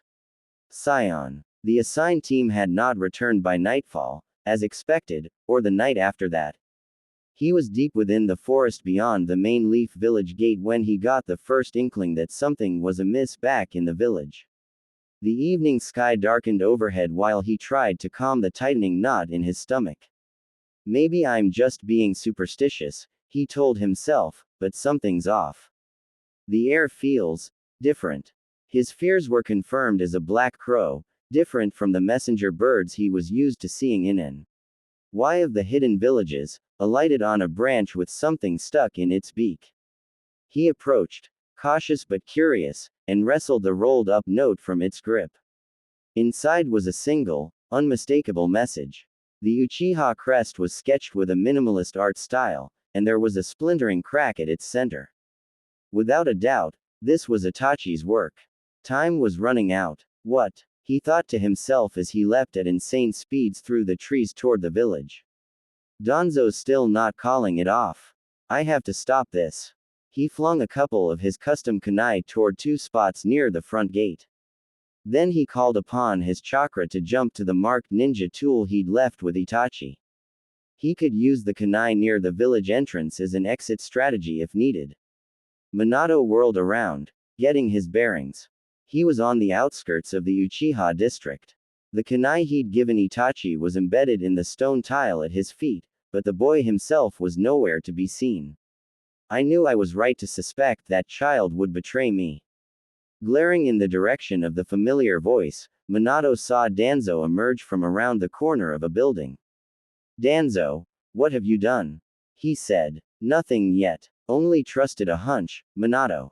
Danzo frowned, eyeing the kunai on the ground. I see you've worked out a plan with Itachi in secret. Good thing I managed to switch out that little gift of yours with a replica while he was at Anbu headquarters. I knew it would deliver you straight to me. Minato slid a custom kunai from its holster and held it out at his side, making sure it was visible. Through sleight of hand, he hid another in the opposite sleeve. I'm not the one in the wrong here. Danzo, you're conspiring against the village. I don't see it that way, Minato, Danzo said. You misunderstand. I'm conspiring against you. You may be the Hokage, but you don't have the Leaf's best interest at heart. Your weak-willed attempts at putting a bandage over the gaping wounds that threaten the village's survival will be the death of us. So what, then? The solution is killing the Uchiha, innocents and usurpers alike. Quote. Anger boiled in Minato. He tempered his emotions. He needed a clear head to handle this. Someone has to do something. You refuse to act. Hiruzen refuses to back my claims when he knows I am right. So if neither of you will step up, that someone has to be me. Danzo marched forward a few more steps, making a hand sign. Itachi has his orders, and after you fail to intervene, he'll finish the job as instructed. I'm not going to let you kill these people, Minato said. He raised his kunai-wielding arm and flung the projectile within a hair of Danzo's face, then threw the second one as the elder turned to anticipate Minato's teleportation. Danzo harmlessly struck the air with a concealed standard kunai. Minato jumped to the second custom kunai and used it to slice through Danzo's neck at an angle, drawing a spray of blood. Both Danzo and the crimson fluid vanished in a cloud of smoke, leaving behind a harmless log. A substitution, Minato said, dodging as a flurry of dense wind blasts cut through the air, missing him by inches. Judging Danzo's location by sound and the direction of his ranged attack, Minato pushed off from the side of a building with a burst of chakra, speeding toward his target faster than any normal eye could track. The moment he reached Danzo, who was hiding at the end of an alley, he moved in for a killing blow and came face to face with something he would never have expected. You aren't the only one who came prepared, Minato. Danzo condescended, a smug grin creeping across his leathery skin as he made eye contact with the Hokage. His right eye fixated on Minato, rooting him to the spot. The kunai in Minato's hand came to an abrupt stop an inch from Danzo's face. No, Minato cried in his mind, but it was already too late. He knew that eye pattern. It was Shisui Uchiha's Sharingan. Danzo was using that genjutsu, so there was nothing he could do now. A new truth rang out loud and clear in his mind, all without Danzo making a sound. The fabric of Minato's reality dissolved and was replaced by something new. Minato stumbled through the front door in a haze that hadn't lifted ever since he found himself wandering down a random side street of the Leaf Village. A faint memory of searching for a threat while on patrol filled in the blank of why he'd taken this path to his house instead of just teleporting there. Still, something was off about all of this. He searched the depths of his recent memory, trying to piece things together, but to no avail. No one was out on the streets this late, and the usual calming stillness of the evening emphasized his rising sense of dread. Maybe once he made it home, he could finally figure something out. Minato! Cried Kushina as he entered. She came stumbling around the corner, her face bone white with panic, hurried into the living room and clasped both hands onto his shoulders. Are you all right? Where have you been? Are you hurt? She waited for him to catch his breath, her eyes full of fear and on the verge of tears. I was out late, wasn't I? Minato asked, still in a daze. Kushina ushered him over to one of their green dining chairs, slipped his Hokage coat off and sat him down. She held a palm against his forehead. You don't have a fever. Let me get you some water though, just in case. She hurried into the kitchen and fetched a glass for him. In all of the commotion, Minato realized Kushina had never uttered a single, ya no. Only a very worried Kushina would abandon her natural verbal tick. A few gulps of cool, refreshing water later, he sat up and looked her in the eyes. She knelt in front of her husband, watching him like a hawk. Kushina, it's okay, he assured her. You can calm down now. I'm fine. Then could you at least tell me where you were? You've been gone most of the night. Naruto and I were worried sick. I've been. I've been patrolling the village. Minato scraped at his mind, desperate for any shred of information. The harder he willed himself to recall recent events, the more memories resurfaced. Before that, I was on my way to support a team I'd sent on a top-secret mission. But I got concerned, so I rushed back to the village. Concerned? You mean about the Uchiha? The coup was scheduled for today, wasn't it? The coup. That's right. The coup I was supposed to stop. This triggered something in Minato. Or rather, he felt it should have. He remembered speaking with someone regarding the coup rumored to take place by the order of Fugaku Uchiha. He remembered being very cautious and wanting to make sure something didn't happen. He even remembered holding a meeting regarding that something. Everyone was there. Kaharu, Homura, Danzo. Danzo. What was it he couldn't remember about Danzo? Then it came flooding back, piece by piece. Minato remembered detecting an unusual chakra signature that left him unsettled, then heading out to patrol and look for its source. Finding nothing to back up his suspicions, he dismissed the matter and decided to head home. There was no reason to make Kushina and Naruto worry about him. He had told himself that if the Jonin team did not report in by morning, he would go out and search for them again. He relayed as much to his wife, who did not seem convinced. What do you mean? I spoke with Kakashi earlier. He said you'd been away from the village for the past 3 hours. He even summoned his ninja hounds and checked for me just to be sure. They couldn't find you anywhere, but your scent was all over the street near the Uchiha district. Quote, 3 hours. There was no way he'd been out that long, was there? On second thought, his recollection didn't make much sense. He didn't have perfect control of Sage Mode, but even so, he could have used it to find the source of the strange chakra. So why had he taken the more troublesome route of patrolling alone? A sinking feeling formed in the pit of his stomach. Was he under the influence of a genjutsu? The inconsistencies in his memory frustrated Minato, and his wife seemed to notice this without him saying a word. She rose from the floor, taking his hands in hers. "We're taking you to see Inoichi tomorrow. He should be able to deal with whatever's affecting your memories." He wanted to reject the suggestion. He wanted to tell his wife she was overreacting, and that there was nothing to worry about. However, he knew deep in his bones that this wasn't the case. Nothing was adding up. Something had gone horribly wrong in his village. Alright, there's definitely something more going on. Inoichi removed his firm grip from Minato's forehead. Kushina gave his shoulder a quick squeeze, and he reached up to caress her hand. "I was afraid you'd say that." Minato looked at the floor. "I'm sorry, Lord Hokage," Inoichi said, a sober frown on his face. "And you're absolutely certain you don't recall anything more about last night?"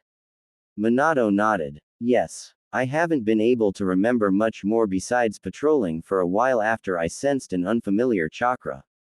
Quote, "I understand. Please hold still. I'm going to try a deeper dive." "Will it hurt him?" Kushina asked. I honestly don't know, Lady Kushina." The head of the Leafs analysis team dropped his gaze. His ash-blonde ponytail spilled across one shoulder as he delivered the bitter truth. "It's all right," Minato said. He gave his trusted subordinate a determined nod. "Do it. This was for the village. Everything was for the village." After the recent tragedy, Minato couldn't afford to hesitate. He had seen the bodies. The long, nigh-endless streets littered with the corpses of unsuspecting Uchiha victims, men, women, and children alike. Half-dried blood clung to their tattered garments like paint on a canvas, immortalizing them in a twisted mural of death left in the wake of what everyone was now calling the Uchiha massacre. They were all dead. Well, almost all. Sasuke Uchiha, Fugaku Uchiha's youngest boy, had been found alive, but unconscious. Save for Sasuke, not a single soul survived. In the aftermath, everyone was looking to their leader, the fourth Hokage, the yellow flash who'd hastened the end of the Third Ninja World War with his mere presence, demanding answers he didn't have. How had something so horrific happened on Minato's watch, with he and the rest of his forces none the wiser, and what was he going to do about it? He didn't know. Inoichi clamped a hand onto his forehead again. He didn't know, but he could try to find out. This was the most reliable way. So he shut his eyes, relaxed his mind, and allowed Inoichi to pass chakra into him. Whether the senior member of the Yamanaka clan unearthed answers or only more questions, Minato knew he would never shake the immense guilt he wore like a badge of dishonor. No matter who was the true culprit, he was the one responsible for protecting the lives of his people. That meant the blood of the Uchiha was on his hands. Inoichi flowed into the consciousness of the fourth Hokage with little resistance, like a creek merging into a river. There was a faint sensation of his physical body slumping as it fell into the chair he'd positioned behind himself prior to Yusin. The mind transfer jutsu. Then all physical stimuli faded and there was only the world inside of the Hokage's mind. Having condensed his chakra into a smaller imitation of his real body, Inoichi willed his spirit forward amidst a sea of information, searching for its epicenter. He splayed his translucent arms and rode the wave of Minato's neural network, wading through it until he reached a large, cavernous space. Inoichi headed straight for the hub. The size of Minato's brain dwarfed him several times over. Looking up at it in awe, Inoichi took a breath to calm himself. Of course, this was something he'd done to extract intel numerous times in the past, but this mental journey was the most daunting of them all. His subject wasn't a captured enemy or criminal. This time, it was the Hokage himself. "I've made it," Inoichi thought to himself, reaching out toward the large mass of tissue. Now, the moment his hand connected with Minato's brain, he was transferred into his host's subconscious. Many layers deep, beneath all of the fourth's surface thoughts, there was something else. Sure, there was a pocket of multiple repressed memories, with a hint of trauma, some doubt, and flat-out denial of certain aspects of himself, as was typical with any mind. But that wasn't all. What's this? Recessed behind the bundles of nerves and tissue, where there should have been more of the same, was a cavity of some kind. Inoichi suspected the spot had been tampered with, confirming this with ease by calling upon a stream of chakra. He passed it through the gap in an attempt to read the memories there. While there were bits of memory, the majority of it was too fragmented to make much sense of at first. Reassembling the sequence was a quick process. He'd done things like this before, after all, so he knew the most efficient method. Still, he needed to leave before he ran out of chakra. That meant he had no choice but to stop when the reconstruction was still incomplete, leaving him with many more questions than answers. Maybe in the real world, Lord Hokage could help elucidate some of it for him. Given time and a nudge in the right direction, the scattered bits of memory might repair the connections on their own. Inoichi had seen it before with victims of PTSD in the war. He committed as much of the fourth's information to memory as he could, then used a hand sign to expel himself. Kushina yelped beside Minato as he clasped his hands together to form a sign. He didn't blame her for the strong reaction. After a couple of minutes of not moving an inch, he'd sprung to life with no warning. Who wouldn't get startled in her position? This was Minato's first time being possessed by a Yamanaka, and the surreal experience of having someone else in command of his body left him unsettled. On the bright side, at least it was over. Release, said the voice that should have been his. Minato's body went slack at the same time that Inoichi's spasmed to life. The two men took a moment to adjust to having control of themselves again. Everything appeared blurry for a moment, the chairs where Minato and his wife sat, the table against the far wall, and even the light fixtures that cast a lukewarm glow over the center of the room. He watched it all swim into focus, concentrating on the comforting feeling of Kushina's hand on his CK until the lightheadedness passed. Once it did, he got right to the point. What did you find? Minato locked eyes with Inoichi. I found a second layer of memories beneath the first set. The two were partially merged at some points, as if the original was being overridden. I did my best to parse out the fresh memories from the old, and I was able to recover almost everything. From what I could tell, you left the village yesterday evening. You were heading off to support the team that just returned this morning from a recon mission. Quote, right. I remember that. You received a message by bird as you were making your way through the forest on the outskirts of the leaf, the contents of which were redacted when I tried to examine them in your mind. Quote, Minato scrunched his nose up in confusion, feeling Kushina's eyes on him. He didn't remember that. What occurred past that point is difficult to decipher. I saw bits and pieces, but nothing of much value. At any rate, it seems you changed course after getting the message and hurried back to the leaf for some reason. Your memories seemed almost corrupted. Corrupted? Kushina said. Yes. Think of it like a damaged tape recording. The data is mostly there, but some parts are lost. Lost as in permanently? She asked with a shaky voice. That's hard to say right now. I'd like to think there is a chance to reverse this, but without knowing the cause, I can't make a final determination. I've at least managed to use some of my chakra to isolate your true memories in a place the new ones can't get to them and do any further damage. Minato sighed, resting his hands on his knees. Kushina exchanged a worried look with Inoichi. She clenched her fists and stepped in front of her husband, still shaking with emotion. He stared up at her in silence. Without ceremony, she crouched and threw her arms around him. We're going to figure this out, she said through choked sobs, so don't give up, ya know. Quote, thank you, Kushina. Minato returned her hug, then stood and faced Inoichi with a steely-eyed gaze. Thank you, too, Inoichi.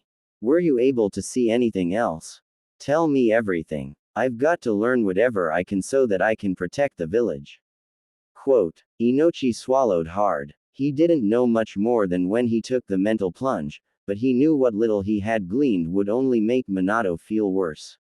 The Yamanaka loathed that he had the unfortunate job of being the bearer of unpleasant news. Well, Inoichi huffed, here goes. Kushina swung wildly in a random direction as she entered her home, sending a framed portrait unfortunate enough to be hanging near the front door flying across the room. It clattered against the wall, smashing into 3 pieces. Minato hurried in behind her, fidgeting with nervous energy as he secured the latch on the door.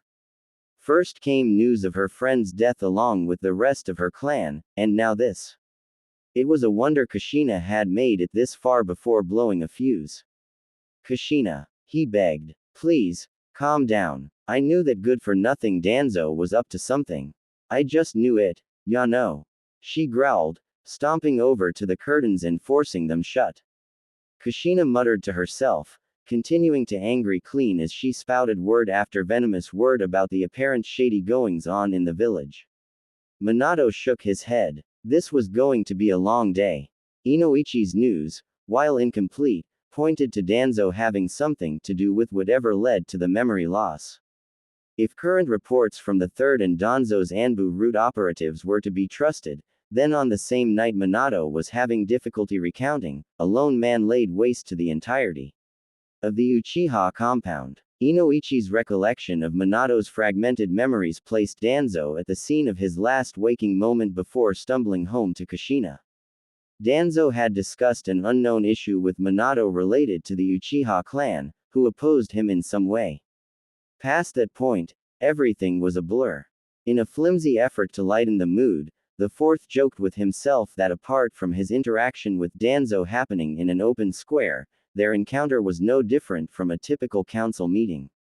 Itachi Uchiha, the oldest of Fugaku's 2 boys, was branded a traitor and blamed for the atrocity committed against his clan. Minato remembered speaking to him a short time before the incident, but he could not recall the main points of that conversation. All he knew was that for whatever reason, he had planned to meet with Itachi at a later date, and he had let the child down in some way. A hollow echo of something like guilt intensified the more he strained himself to find the missing pieces of the puzzle. The work Inoichi did to restore his memory was a huge help, but Minato wasn't certain what action to take now.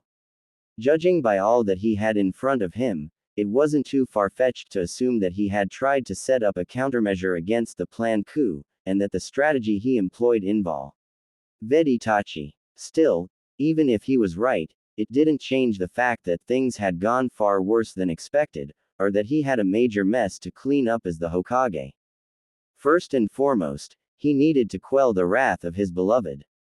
Kushina's red hair stood on end, swaying in random arcs like waving tendrils of death.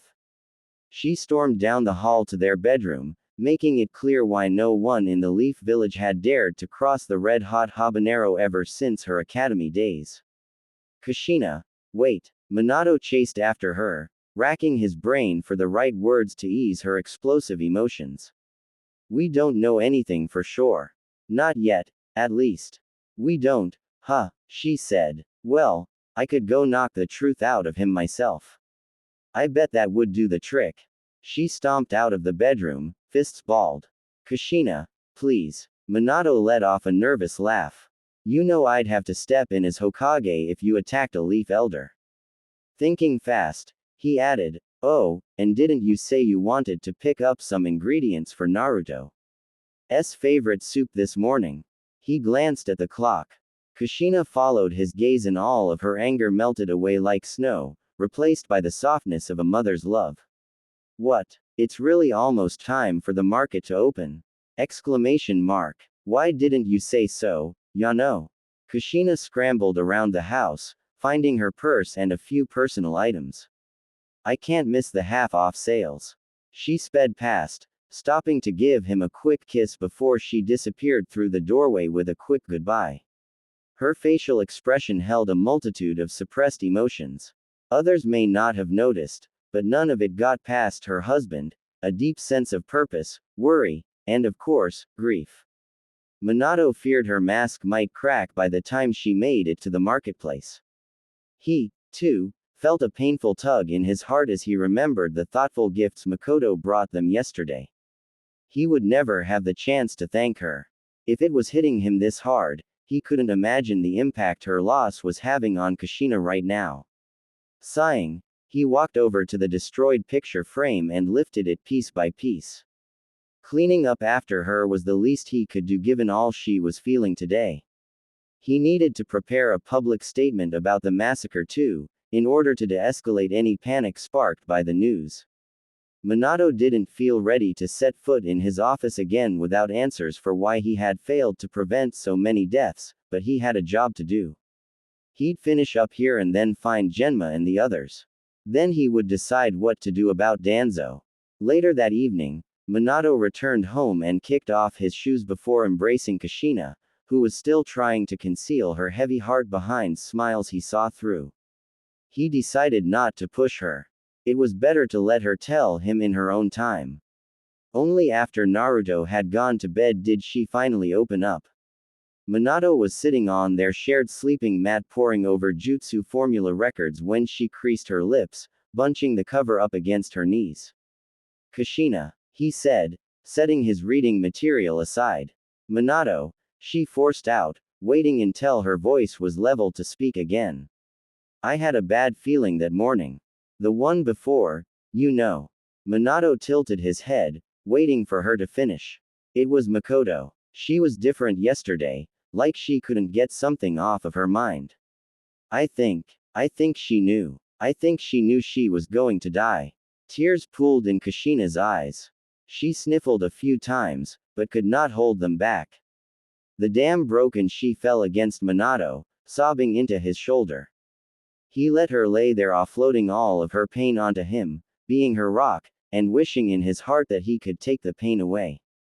But it was pointless. Makoto was dead. Fugaku was dead. They were all dead, and no supportive words were going to bring them back. The Uchiha clan had been wiped out, and whether direct or indirect, it was all his fault. Danzo left his Anbu detail standing in front of snake symbol engraved double doors and entered the passage beyond them alone.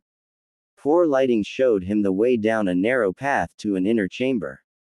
He descended a set of stairs, turned a corner, and entered a far more open space lined with shelves stocked with jars of unknown substances. Some of the jars held liquids of a variety of colors. Others contained what looked to be preserved tissue. A pale, inconspicuous figure stood between Danzo and a table at the center of the room. They worked in silence, using tools to tinker with whatever, or whoever, was underneath the bloodied sheet draped across the table. Coughing to announce himself, Danzo stepped further into the room. The man he came to visit cast him a sidelong glance. Hello, Danzo, Orochimaru cooed, a sly smirk peeking out from behind his long black hair. I see you haven't forgotten your way here. Orochimaru. Danzo walked to a corner of the room and did his best to ignore a row of what he thought were human remains pinned to boards on the wall. I assume you've made progress with your latest subject. Rather than answer, Orochimaru stepped away from the table and turned to his visitor. I think we both know why you're here, don't we? Shall we get on with your request? Quote. The smooth texture of his voice was in stark contrast to the vile smell and gloomy appearance of the laboratory. If Danzo didn't know the man any better, he might have fallen for the thin veneer of sincerity. Orochimaru's slit-like pupils that held an animalistic gaze also did him no favors. Any time Danzo was around Orochimaru, there was the sense that something sinister lay just beneath the surface. You have many eyes on you, you know. Danzo lifted a jar from the shelf nearest him and examined it with a repugnant frown. Losing interest, he set it down again, then moved on to another. The fourth will likely find out about this place soon. He may be under the effects of my genjutsu, but we can't count on that keeping him busy forever. Don't think so low of me. I have a contingency plan for that, of course. Will you be able to finish our arrangement? If Minato tracks you down, I have a plan for dealing with the fourth's jutsu. Don't worry. Besides, this should be the last time you'll need to visit me. Orochimaru lifted a pre-filled syringe from the table where he'd been working and examined its tip. This was taking much longer than necessary, but Danzo couldn't rush things. Still, watching the scientist revel in his position of power made him tremble with anger. Orochimaru used to be under his thumb, vying for a shot at being nominated Hokage, for crying out loud. The shift in their dynamic was a bitter pill to swallow. But it didn't matter. Anything was worth it if it meant reaching his goals. Are they here? Danzo asked, working the wrapping around his bound arm loose as he spoke. Who are you referring to? Don't play coy. The children, Orochimaru. Not to mention your other test subjects. No, Orochimaru denied with a chuckle. I'd never keep all of my cards in one hand. You know me better than that. He walked over to one of the shelves and pulled a sealed container from it, taking a peek inside. I've kept them in a separate location. If Danzo were being honest, the idea of recruiting yet another of Orochimaru's successes into the ranks of Root appealed to him. Or with each passing day. His situation wasn't looking all that favorable, despite Orochimaru's lack of concern. First the denial of Danzo's nomination of Orochimaru for the new Hokage seat, and now one of Root's most reliable agents' possible betrayal. Just how much more would go wrong? A searing pain snapped Danzo out of his thoughts. He grunted and looked down at his partially uncovered arm. The enhanced vision of Shisui's Sharingan looked past the fabric of his sleeve and perceived the surgical wound underneath. The skin there was dimpled around the edges, and raw to the touch. No matter how much it hurt to admit, he simply wasn't up to par right now. He needed more cards to play while he healed. Orochimaru beckoned him, teeth bared in a foreboding smile. Come with me. We'll get that arm of yours taken care of. Danzo twitched, fighting to endure the dull sensations of itching and pain. Good. This thing's been troublesome to deal with, even with the medicine you gave me. Quote. They made their way to a back room, where they were presented with another examination table, this one empty.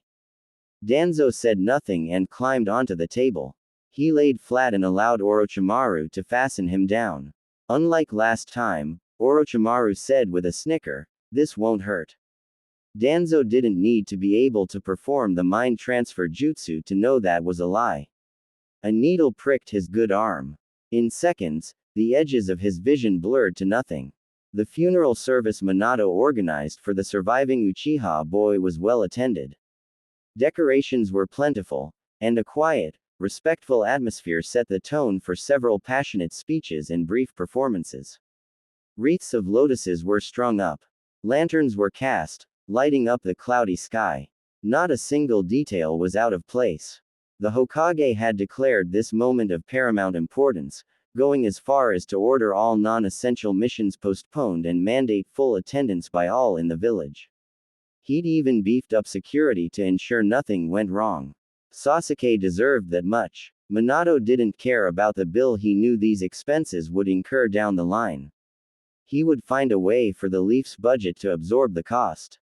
There were far too many deceased to procure all of the shrine space necessary, so he found a workaround and instructed the funeral organizers to set up a large platform at the forefront of the plot he selected for a mass burial. That way, everyone could pay respects as if they were doing so for the whole Uchiha clan. The cemetery grounds were a sea of black, with an occasional sprinkle of muted grays and greens. Muddy footprints in the soil, still damp from a recent downpour, trailed on as far as Minato could see. The sky opened up to blanket the area in rain, as if mourning along with the Leaf for its fallen citizens. Hundreds of attendees flowed by in a steady stream, some with solemn expressions, some crying their eyes out. No matter their emotional stability, they all seemed to feel the overwhelming weight of the tragedy. Hiruzen reached the front of the procession and left a flower on the ceremonial dais among countless others, then stepped aside so his successor could have a turn. Minato approached next, Kushina clinging to him in silence. Her grip was firm. Full of raw emotion she somehow managed to hold in. He let her follow him to the dais, even though that wasn't customary, and they placed their flowers down next to one another. When it was done, Minato started to lead his wife back to their place in the crowd, but paused.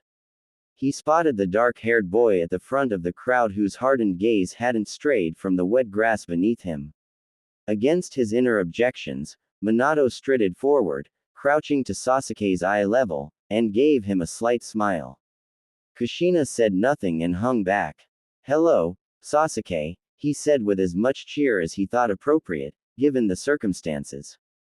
The boy looked up, his expression vacant. "Hello, Lord Fourth. I wanted to personally speak with you about what's happened. You've been through a lot, and I want you to know I am here for you." "All right." Quote. Sasuke didn't answer, and returned to staring at the ground. "I'm sorry. I know this is a lot to handle all at once. There are so many people." Minato looked around at the rows of attendees and struggled to find words for this crucial moment. He felt Kushina's eyes on him, and begged for even an ounce of her strength as he did his best to. In all honesty, he wasn't sure what he was trying to do here. Taking a chance anyway, Minato continued. "Sasuke, I'm very sorry that all of this happened. I truly am." Emotionless and monotone, Sasuke asked, "Where will I live now?" Minato's heart broke, but he tried to sound upbeat for the boy's sake. "You'll be getting a new apartment of your own here in the village. Don't worry about paying for it, because that's all taken care of already. If you need someone to talk to, or need anything else, just come straight to my office, ask for me, and I'll drop everything." Quote. There was no response. "Sasuke," Minato said with a sigh, "this is all my fault. I'm the Hokage, and I should have been there to save everyone."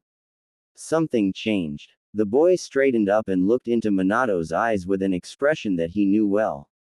He saw it in the faces of the many children he encountered from war-torn villages. He hated seeing it, too, because he knew what it meant better than anyone. It was a look often seen in people 2 or 3 dozen years older than Sasuke as well. One that spoke of dark intentions. One that screamed of its bearer having nothing to lose. A dangerous thing to see in a child. "You're wrong. It isn't your fault," Sasuke seethed, the familiar cold stare on his face. His eyes were soulless and unfocused. In that moment, it was as if, even without a Sharingan, he saw through Minato like a pane of glass. Ignoring the chill running down his spine, Minato decided not to press the matter and returned with Kushina to their designated spot among the mourners. He would dedicate time to help deal with the boy's trauma, but right now, as head of his village, he needed to lay the slain to rest. The funeral was over, and Minato called for a day of rest prior to the service. Odds were that no one would be in the best of moods anyway, so he figured getting ahead of it made sense. Apart from the essentials, such as urgent missions, care for the wounded, and high-priority deliveries, most business functions were shut down. One such urgent mission involved Minato ordering Genma, Iwashi, and Rado to escort Danzo to a meeting with the interrogation unit, where he would be questioned, using whatever methods necessary, by a squad comprised of Inoichi, Ibiki, and one trusted subordinate each. It was a relief to know that very soon, the mysteries surrounding that night would come to light. Silence reigned for several blocks around Minato and Kushina's home. Even where that wasn't the case, sounds were few and far between. In his bedroom, Minato pounded a fist against the floor and fought back tears as he reflected on his greatest shame. The sight of all of those dead bodies, everyone he should have been there to save, butchered in a senseless act of violence. Political unrest or not, the Uchiha victims were Leaf citizens. They were a part of his home. He'd lost family every bit as much as Sasuke had, and worst of all, he had no answer for why he did nothing to stop this. Kushina was in another room speaking with Naruto about what happened, and stressing the importance of being respectful and kind towards Sasuke at school because he'd suffered a terrible loss. Her soothing voice was a dull echo drowned out by a combination of the walls and Minato's overwhelming whirlwind of regret and negative thoughts. He took a moment to concentrate on controlling his breathing, but at the sudden detection of a certain chakra signature, he froze. Lord Fourth, Itachi Uchiha said from the other end of the room. Minato's eyes widened in shock. He spun to face Itachi, but the room around him was gone. In the next instant, he found himself suspended in midair. Everywhere he looked, an expanse of red oblivion greeted him. He called out into the nothingness and received no response. Black feathers floated into view, obscuring his sight. Then he heard the unmistakable caw of a crow.